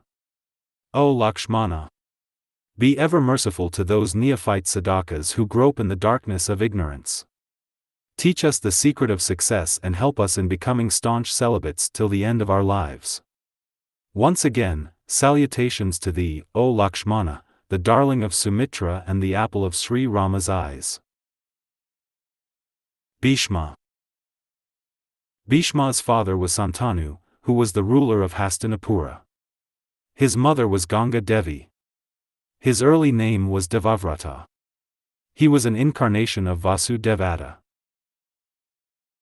One day Santanu went into the forests, close to the banks of the Yamuna, for hunting. He came across a handsome maiden. He said to her, "Who are you? What are you doing here?" She replied, "I am the daughter of Dasaraja, the fisher chief. My name is Satyavati. I am engaged at his command in rowing the boat for taking passengers across the river." King Santanu wanted to marry her. He went to Dasaraja and asked his consent. The fisher chief replied, "I am quite willing to give my daughter to you in marriage. But, first, I want you to give me a promise." The king replied, "O Dasaraja, what is that?" "I will certainly do what lies in my power." The fisher chief said, "The son born of my daughter should succeed you." Santanu did not wish to give this pledge to the fisher chief, because his valiant and intelligent son Devavrata, whom he loved intensely, would have to abandon the throne. He would no longer be the heir apparent. But the fire of love for the maiden burnt him. He was in a great dilemma. He grew pale and did not take any interest in the affairs of the state. He opened his heart to the chief minister whom he trusted, but the latter was not able to advise him in the matter. Santanu tried to conceal his love for the maiden from his son Devavrata. Devavrata was wise and was very strong. He suspected something and thought that his father was unhappy. He said to his father, "O beloved father! You are prosperous. You have got everything. There should be no cause for your anxiety. Why are you cheerless now? You are losing your vigor and strength. Kindly let me know the reason for your grief. I am ever ready to do what lies in my power to remove it." The king replied, "O beloved Devavrata! You are my only son. If any calamity falls on you, I will become sunless. I will be deprived of heaven. You are equal to 100 sons. Therefore, I do not want to marry again. But one son is no son according to the words of the rishis. These thoughts are troubling me in my mind." Thereupon, Devavrata, accompanied by the old minister and many respectable Kshatriya chiefs, went to Dasaraja and pleaded on behalf of his father. He asked him to give his daughter to his father in marriage. The fisher chief replied, "O amiable prince! I have already told your father about the condition on which I can give my daughter in marriage to him." Devavrata said, "O fisher chief! I make a solemn declaration now that the son that may be born of this girl shall succeed my father to the throne. I shall do all that you wish." The fisher chief said, "I highly appreciate your noble character and high ideal. But your sons may expel my daughter's son at any time at their sweet will. I entertain a grave doubt on this point." Devavrata prayed, "O truth! Dwell in me forever. Come and pervade my whole being. Give me inner strength to stick to the vow of perfect celibacy that I am going to take now in the presence of these people." He then resolutely said to the fisher chief, "O Dasaraja! Listen to what I say. From today, I shall lead a life of strict Naishthika Brahmacharya till the end of my life. All the women of the world are my mothers. I am the most devoted and loyal subject of the king of Hastinapura. If I die sonless, I shall yet attain the abode of eternal bliss and immortality. From heaven at that time, the celestial damsels, the gods, and the assemblage of sages showered flowers on him and said, "This is verily Bhishma, the terrible." The fisher chief said, "O prince! I am quite ready now to give my daughter in marriage to your father." Thereupon, the fisherman and his daughter accompanied Devavrata to the palace of Santanu. The old minister informed the king about all that had happened. The monarchs who assembled in the hall greatly appreciated the extraordinary spirit of self-sacrifice and renunciation of Devavrata and said, "Devavrata is really Bhishma, the terrible." Since then, Devavrata bore the name of Bhishma. King Santanu was immensely pleased with the noble conduct of his son and conferred upon him the boon of death at will. He said, "May the gods protect you. Death shall never come to you as long as you wish to live."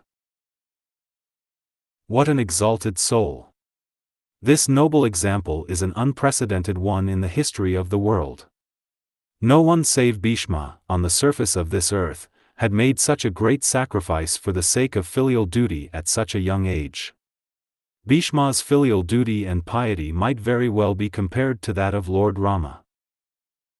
Bhishma was very firm in his principles.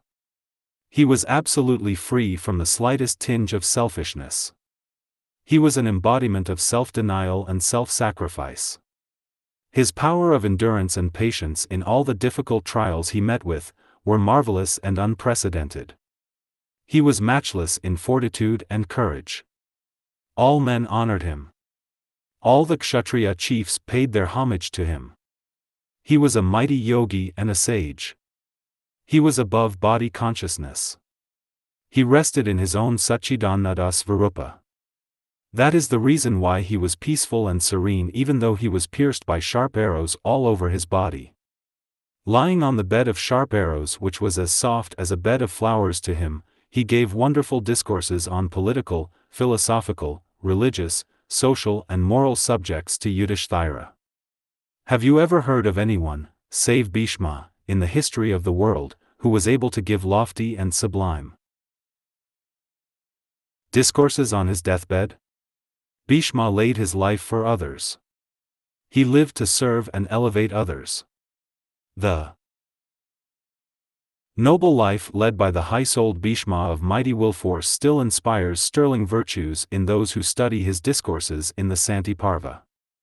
Bhishma died long, long ago, but his voice in the Santi Parva and his ideal and exalted life awakened slumbering people to action, righteousness, duty and inquiry, rigorous tapas and meditation, to this day. Glory to Bhishma, whose exemplary life of Brahmacharya inspires our hearts even today and elevates our minds to magnanimous heights of divine glory and splendor. Section 3. Techniques of Sex Sublimation. 14. Suppression and Sublimation. In the practice of Brahmacharya, what is wanted is elimination of lust, but not suppression. Suppression of the sex urge is not eradication. You can never be free of that which is suppressed. The suppressed sex desire will attack you again and again and will produce wet dreams, irritability and restlessness of mind. Repression or suppression of the sexual desire will not help you much.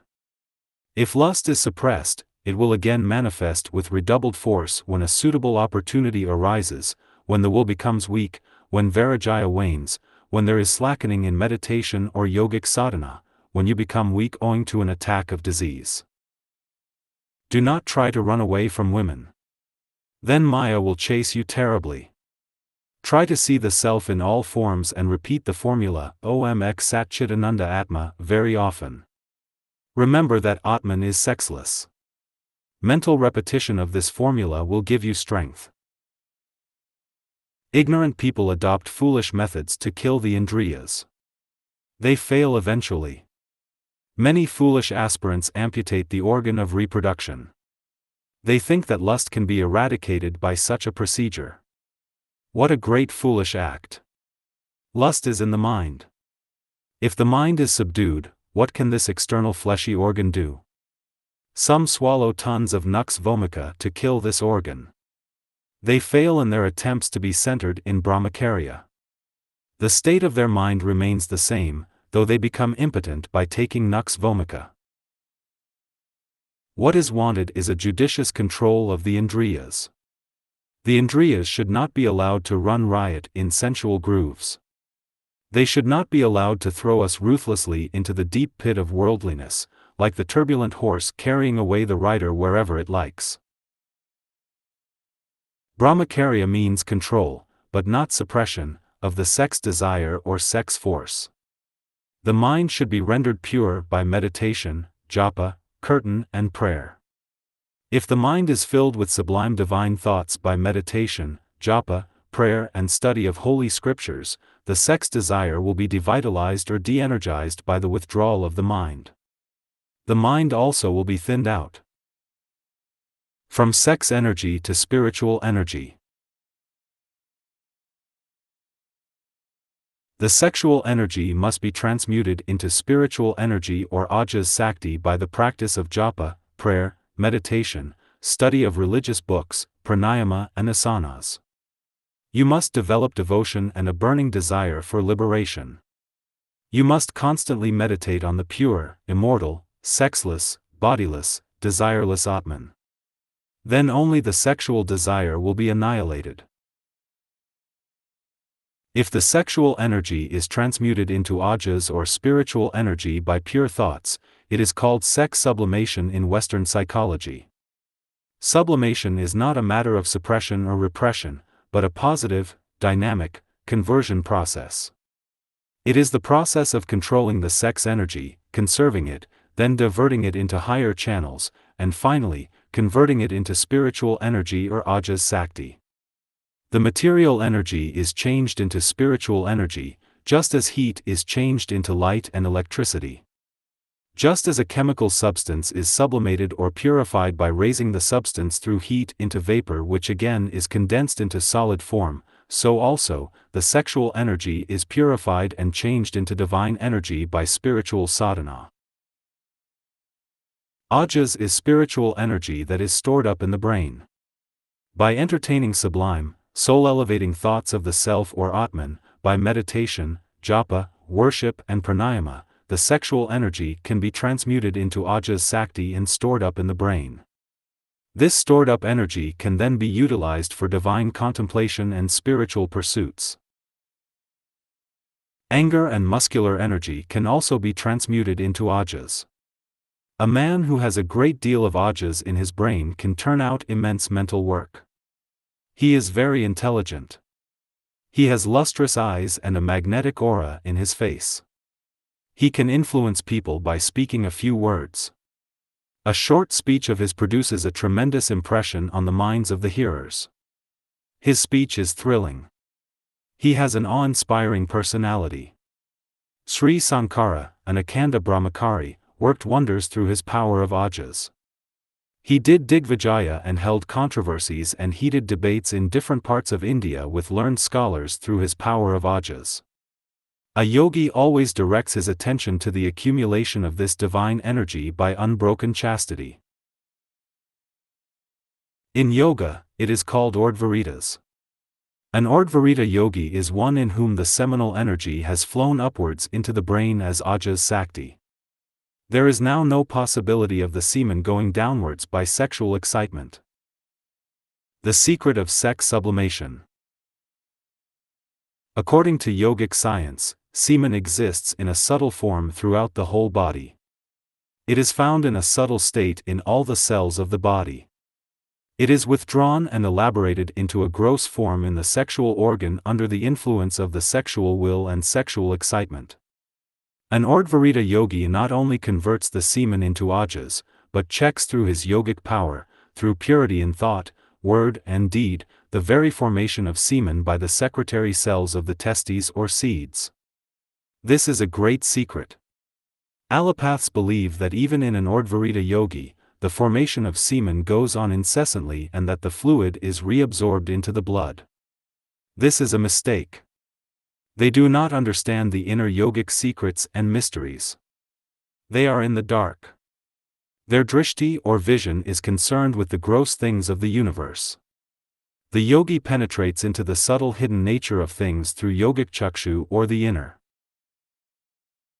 vision of wisdom. The yogi gets control over the astral nature of semen and thereby prevents the formation of the very fluid itself.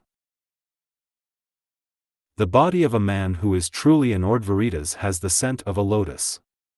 A man who is not a Brahmacharya, in whom gross semen is formed, may, on the other hand, smell like a buck goat. The semen dries up in those who practice pranayama seriously. The semen energy ascends up to the brain. It is stored up as ajas sakti or spiritual energy and comes back as amrita or nectar. The process of sex sublimation is extremely difficult. It demands constant and protracted sadhana and perfect discipline. That yogi who has achieved perfect sublimation has perfect control over lust. Complete sublimation is achieved through ceaseless meditation on Atman and self-realization. That yogi or jnani who has attained the highest anurvikalpa samadhi, in whom the seeds of samskaras are fried in toto, can claim to be a perfect Ordvaritas or one who has complete sex sublimation. There is no fear of his downfall. He is perfectly safe. He will be absolutely free from impurity. This stage is a very high stage. A microscopic minority only have attained this sublime exalted state. Sankara, Dattatreya, Jnana Deva of Alandi and others reached this stage. There is another sect called Dhiryaritas, or those persons, who, previously a prey to lustful thoughts and deviated from Brahmacharya, later take to the practice of strict celibacy. Such a person, if he practices strict celibacy for 12 years, can acquire superhuman powers. Metha nadi or buddhi nadi is formed in him.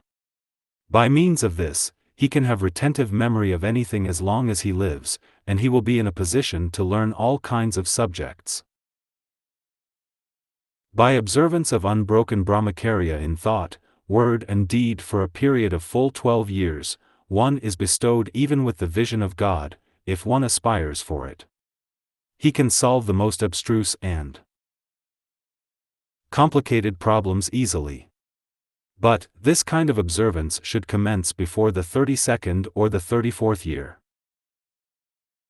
That yogi who has disciplined himself through ceaseless protracted sadhana, continuous meditation, pranayama and atmic vikara, the practice of sama, dhamma, yama and niyama, is also safe, although he has not attained the stage of perfect sex sublimation. Women will hold no attraction for him. He has thinned out his mind. The mind is starved to death. It cannot raise its hood. It cannot hiss. Total sublimation is difficult, yet not impossible. The process of sex sublimation is very difficult, and yet, it is most necessary for the aspirant in the spiritual path. It is the most important qualification for the sadhaka, be he in the path of karma yoga, upasana, raja yoga or Vedanta. It is a fundamental prerequisite for an aspirant. If one has this qualification or merit, all other merits will come and cling to him. All good qualities will come by themselves. You must achieve this at any cost. You will surely attempt this in future births. But why not now? The total annihilation of the sexual desire is the ultimate spiritual ideal. Complete sublimation alone will make you free. But, perfect sublimation can hardly be achieved within a day or two. It demands continuous struggle with patience and perseverance for some time. Even the householders should keep the above ideal before them and try to realize it gradually. If the state of perfect sublimation is attained, there will be purity in thought, word and deed. No sexual thought will enter the mind at any time. It is through constant vikara and brahmabhavana that the mind has to be weaned from lustful thoughts and tendencies. You must remove not only the sexual craving and the sexual impulses, but also the sex attraction. Think of the miseries that you get from a married life with its various entanglements and bondage. Make the mind understand by repeated autosuggestion and hammering that sexual pleasure is false, worthless, illusory and full of pain. Place before the mind the advantages, bliss, power and knowledge of a spiritual life. Make it understand that the exalted, eternal life is in the immortal Atman. When it hears constantly these suggestions, it will slowly leave off its old habits. The attraction for sex will slowly die. Then only real sex sublimation will take place. Then only you will become an Urdhvarita yogi. There are two kinds of force in the mind, namely, hostile or antagonistic force and friendly or favorable force. Passion is a hostile force that drags you down. Pure reason is a favorable force that elevates you and transmutes you into divinity. Develop, therefore, my child, pure reason to get unalloyed bliss and supreme Brahmic knowledge. Passion will die by itself. Sex sublimation is within your reach if you wish to attain it. The path is quite clear, straight and easy if you understand it and if you apply yourself with patience, perseverance, determination and strong will, if you practice discipline of the Indriyas, right conduct, right thinking, right acting, regular meditation, assertion, autosuggestion and inquiry of, who am I? Atman is sexless. Atman is nirvikara. Feel this. Can there be any trace of lust or impurity in the eternal, pure Atman? Glory to those yogis who have attained Urdhvaritas or full sex sublimation and who are resting in their own Svarupa. May we all practice perfect celibacy through the practice of Sama, Dhamma, Viveka, Vikara, Vairagya, Pranayama, Japa and Dhyana and reach the goal of life. May the indweller of our hearts grant us spiritual strength to control the Indriyas and the mind. May we all become full Urdhvarita yogis like Sankara and Jnana Dev of yore. May their blessings be upon us all. 15. To marry or not to marry. Is celibacy possible? It is quite possible for a man to practice celibacy while remaining in the world, albeit there are various sorts of temptations and distractions. Many have achieved this in times of yore. There are many even at the present moment also.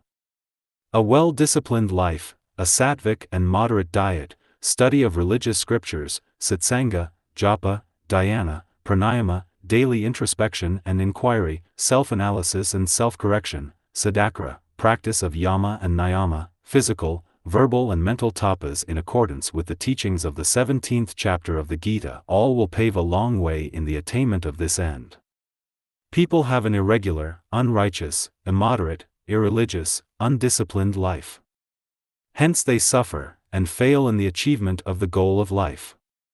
Just as the elephant throws sand on its own head, so also, they themselves bring difficulties and troubles on their own heads on account of their foolishness. Those who practice Brahmacharya generally complain that they get mental fatigue owing to continence. This is only a deception of the mind. You get sometimes a pseudo-hunger, whereas, when you actually sit for dinner, you have no real good appetite and you do not take any food. So also, there is a false mental fatigue. If you observe Brahmacharya, you will have immense mental strength. You will not be able to feel it always. You will manifest it when the occasion arises, in the same way as a wrestler manifests his physical strength in the arena, though he feels as normal man in ordinary times. Continence is not harmful. It conserves energy. It gives immense strength and peace. Sexual indulgence leads to moral and spiritual bankruptcy, premature death, and loss of faculties, talents and capacities. The practice of celibacy is not attended with any danger or any dire disease or undesirable results such as the various sorts of complex which are wrongly attributed to it by the Western psychologists. They have no practical knowledge of the subject on hand. They have got a wrong, ill-founded imagination that the ungratified sex energy assumes in disguise the various forms of complex such as the touch phobia. The complex is due to some other causes. It is a morbid state of mind due to excessive jealousy, hatred, anger, worry and depression brought about by various causes. On the contrary, even a little self-restraint or a little practice of continence is an ideal pick-me-up. It gives inner strength and peace of mind. It invigorates the mind and nerves. It helps to conserve physical and mental energy. It augments memory, will force and brain power. It bestows tremendous strength, vigor and vitality. It renovates the system or constitution, rebuilds the cells and tissues, energizes digestion and gives power to face the difficulties in the daily battle of life. The special virtues of endurance and bravery are intimately connected with the cultivation of chastity. A perfect celibate can move the world, can stop the ocean waves like Lord Jesus, can blow up mountains, can command nature and the 5 elements like Jnana Dev. There is nothing in the 3 worlds that cannot be achieved by him. All cities and riddhis roll under his feet. A foolish argument of the Epicureans. Some ignorant people say, it is not right to check passion. We must not go against nature. Why has God created young beautiful women? There must be some sense in His creation.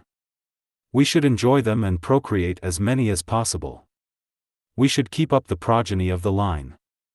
If all people become sannyasins and go to forests, what will become of this world? It will come to an end. If we check passion, we will get disease. We must get plenty of children. There is happiness in the house when we have abundant children. The happiness of married life cannot be described in words. It is the be-all and end-all of life. I do not like Vairagya, Tyaga, Sannyasa and Nvritti. This is their crude philosophy. They are the direct descendants of Charvaka and Vairocana. They are life members of the Epicurean school of thought. Gluttonism is their goal of life. They have a very large following. They are friends of Satan. Admirable is their philosophy. When they lose their property, wife and children, when they suffer from an incurable disease, they will say, "O God, free me from this horrible disease. Forgive me my sins. I am a great sinner." Passion should be checked at all costs. Not a single disease comes by checking passion.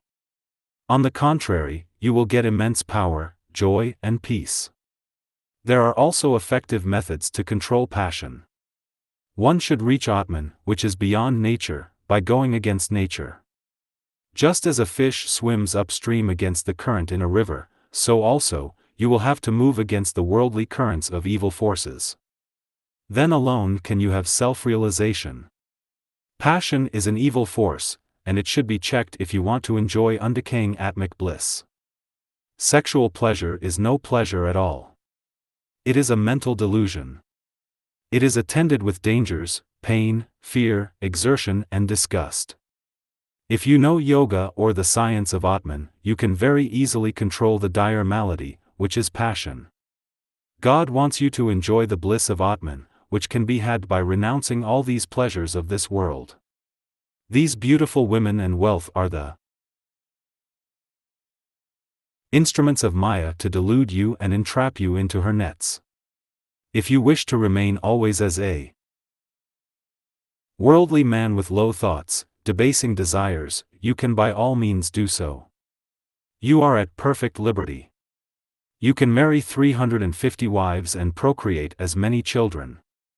Nobody can check you. But you will soon find that this world cannot give you the satisfaction you want, because all objects are conditioned in time, space and causation. There are death, disease, old age, cares, worries and anxieties, fear, loss, disappointment, failure, abuse, heat, cold, snake bites, scorpion stings, earthquakes and accidents.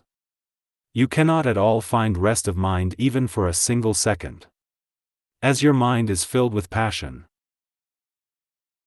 and impurity, your understanding is clouded and your intellect is perverted now. You are not able to understand the illusory nature of the universe and the everlasting bliss of Atman. Passion can be effectively checked. There are potent methods. After checking passion, you will enjoy real bliss from within, from Atman. All men cannot become sannyasins. They have various ties and attachments. They are passionate and cannot, therefore, leave the world. They are pinned to their wives, children and property. Your proposition is wholly wrong. It is asambhava. It is impossible. Have you ever heard in the annals of the world's history that this world became vacant as all men became sannyasins? Then, why do you bring in this absurd proposition? This is an ingenious trick of your mind to support your foolish arguments and satanic philosophy, which has passion and sexual gratification as its important tenets. Do not talk like this in future. This exposes your foolishness and passionate nature. Do not bother yourself about this world. Mind your own business. God is all-powerful. Even if this world is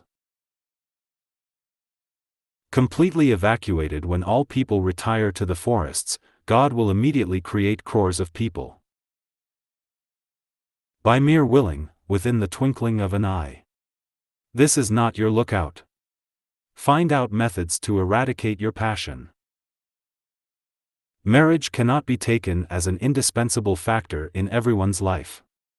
Rather, a true aspirant should definitely keep himself far, far away from the fetters of a married life.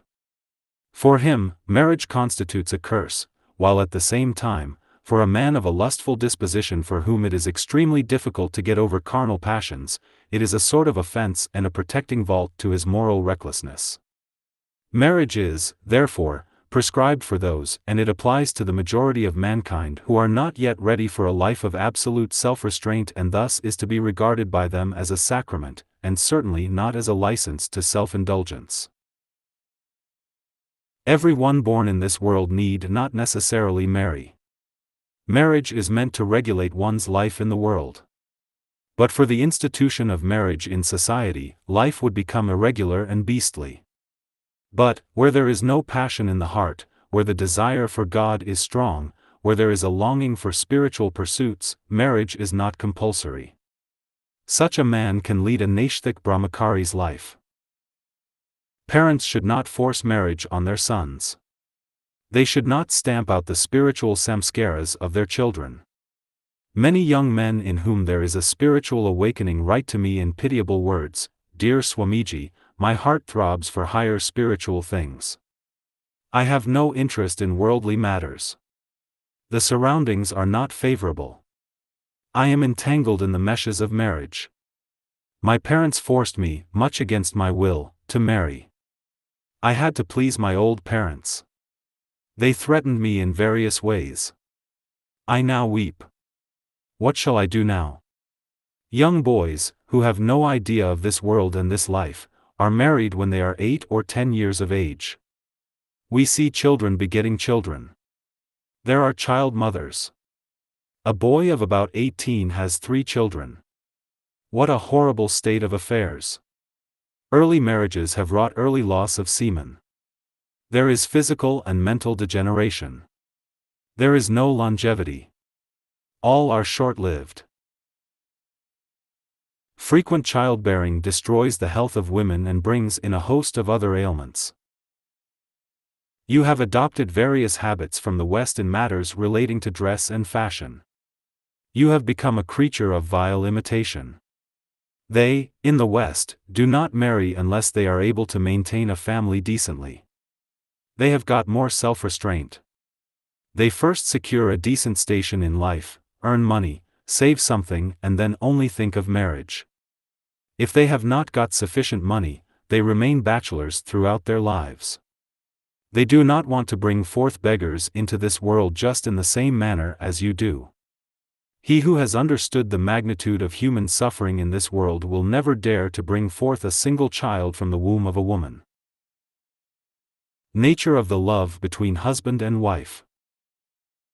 The love between husband and wife is mainly physical, selfish and hypocritical.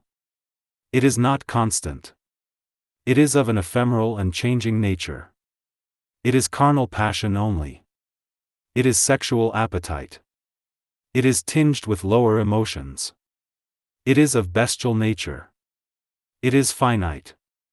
But divine love is infinite, pure, all-pervading and everlasting. There is no question of divorce here. In reality, there is no internal union between husband and wife in the vast majority of cases.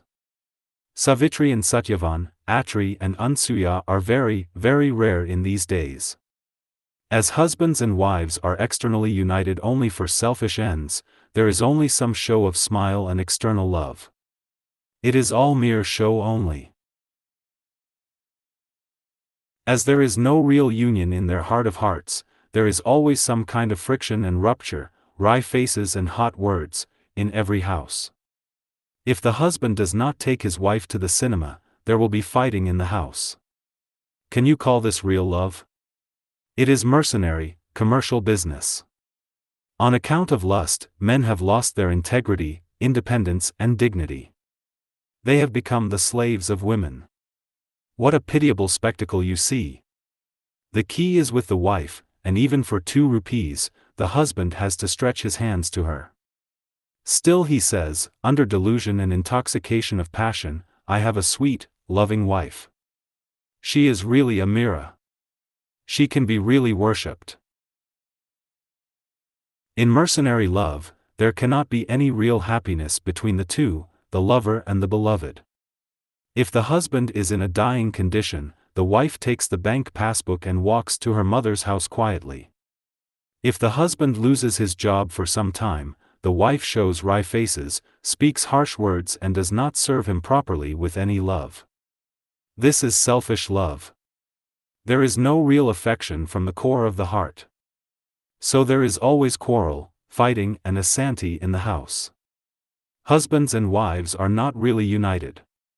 They pull on anyhow, dragging a dreary, cheerless existence. Passion is not love at all. It is an animal instinct. It is carnal love. It is of a beastly nature. It is shifting. If the wife loses her beauty on account of some incurable malady, she gets divorced and the husband marries a second wife. This state of affairs is going on in the world. A husband loves his wife not for the sake of his wife, but for the sake of his own self. He is selfish. He expects sensual pleasure from her. If leprosy or smallpox destroys her beauty, his love for her ceases. When the wife dies, the husband is drowned in sorrow, not because of the loss of his loving partner in life, but because he cannot get sexual pleasure now. When your wife is young and beautiful, you admire her curly hair, rosy cheeks, fine nose, shining skin and silvery teeth. When she loses her beauty on account of some chronic incurable malady, she no longer holds any attraction for you. You marry a second wife. Had you loved your first wife with Atmabhav, had you a comprehensive understanding that the self in you and in your wife was the same, your love for her would have been pure, unselfish, lasting, undecaying and unchanging. Just as you love old sugar candy or old rice the more, so also, you would love your wife more and more, even when she becomes old, as you have Atmabhav through Jnana. Jnana only will intensify prem and make it lasting. Physical love is animalism. Love of the body or skin is passion. It is passion exalted and refined. It is gross and sensual. Passion for the flesh or body is not pure or real love. It is only moha or infatuation born of ignorance. You do wicked deeds and kill your soul on account of this passion. Even our sisters of ill fame show for some time abundant love, sweet smile and honeyed words towards their customers. This they do as long as they can extract money. Can you call this love and real happiness? Just tell me frankly. There is cunningness, diplomacy, crookedness and hypocrisy here. There is no element of sacrifice in this love. To be a celibate? Or to be a householder? It is only for passionate people that the grihastha ashram or householder's life is prescribed, because they cannot control their lust. If one is born with sufficient spiritual samskaras, inborn viveka and vairagya, like Sankara or Sadasava Brahman, he will not enter the grihastha ashram. He will at once take Tanashthik Brahmacharya and then embrace sannyasa. The Srutis also endorse this. Says the Jabala Upanishad, renounce the world on the very day you get vairagya. To some, marriage hinders the spiritual progress, to others, it helps. For Raja Bhartrihari, it was a hindrance, for Saint Tukaram, it was a help. Man reaches the same goal in the long run. Let the run be the shortest. Let the short cut be preferred to the long walk. That is what man always wants. A life of celibacy is 100 times better than the life of a grihasthi. I believe in celibacy, for it is the thing that unfolds the hidden power in man. Brahmacharya is the straight road to God realization, marriage is a serpentine route. The former is more preferable than the latter, but man takes to the latter route on account of his lower passions. The realization of the self, however, is not denied even to a grihasthi just because he has the burden of a family on his shoulders. Saint Tukaram was married twice and had children, yet, he reached Vaikuntha in a vimana or an aerial car. If your outlook on worldly life is simple, true and honest, if your would-be partner is one who is pious and one who will obey you in all matters, there is no harm in marrying. But if the married life is more likely to prove burden, a curse on one, why should one marry and entangle oneself in chains that can never be cut asunder? If you want to observe strict celibacy, do not marry. Do not allow yourself to be duped by saying, I will observe strict celibacy after marriage. Afterwards it will offer you its own arguments for giving up this vow of celibacy. Your dharma is to realize God. You had enough of sense and sex gratification in all your previous bodies of various animals. Animal life is meant for satisfaction of the lower appetites of sex and tongue, but human life is meant for a higher purpose. Why do you, O man, burn the sandalwood tree for serving the purpose of charcoal? This human life is very precious, envied even by the gods. One life lost means one golden opportunity to become God is lost. Sensual pleasure is tantalizing. As long as a person does not possess the object of desire, so long there is enchantment. After obtaining possession of the object, he finds that he is entangled in it. The bachelor thinks of his marriage day in and day out, but enjoyment does not, and cannot, bring satisfaction to him. Far from it, it only aggravates and intensifies the desire and makes the mind more restless through passion and craving. He realizes that he is in imprisonment. This is Mayaic jugglery. This world is full of temptations. You cannot get bliss in the objects of the world. It is only materialistic poison. Further, marriage is a lifelong imprisonment. It is the greatest bondage of the earth. The bachelor who was once free is the yoke and his hands and feet are chained. This is the experience of all married people, invariably as it were. Therefore, do not marry if you can help it. Escape will be difficult after marriage. Realize the glory of a life in the spiritual path and the great difficulties, anxieties, worries and troubles of a married life. Develop intense vairagya. Assert your birthright of God consciousness. Art thou not Brahman itself in truth? A wife is a sharp knife to cut the life of the husband. If the gold necklace and Benares silk saris are not supplied, the wife frowns at the husband. The husband cannot get his food at the proper time.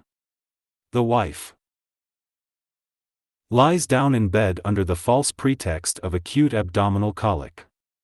You can see this spectacle in your own house and daily experience.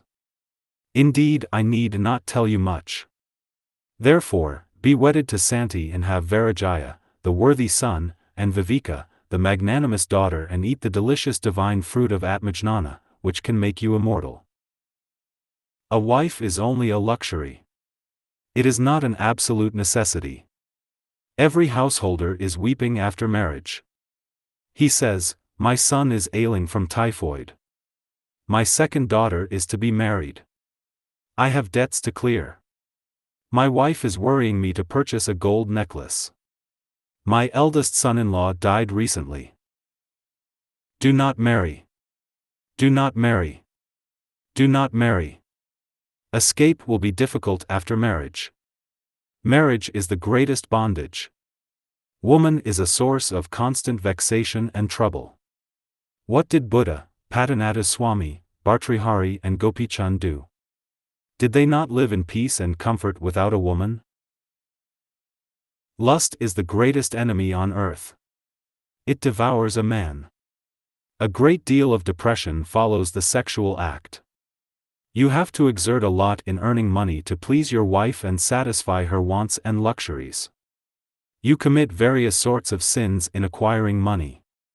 You mentally share her pains and sorrows and the pains and miseries of your children as well. You have to worry in 1,001 ways in running the family. As two minds cannot agree, there will always be quarrels in the house. You have to unnecessarily multiply your wants and responsibilities. Your intellect gets spoiled. On account of heavy loss of the seminal fluid, you will suffer from diseases, depression, weakness and loss of vitality. Consequently, you will have an early death. Therefore, become an Akanda Brahmachari or a lifelong celibate. Free yourself from all miseries, worries and troubles. In the presence of light, you cannot have darkness. In the presence of sensual pleasures, Atmic bliss cannot exist. Worldlings want sensual pleasures and Atmic bliss at the same time, in one and the same cup. This is an absolute impossibility.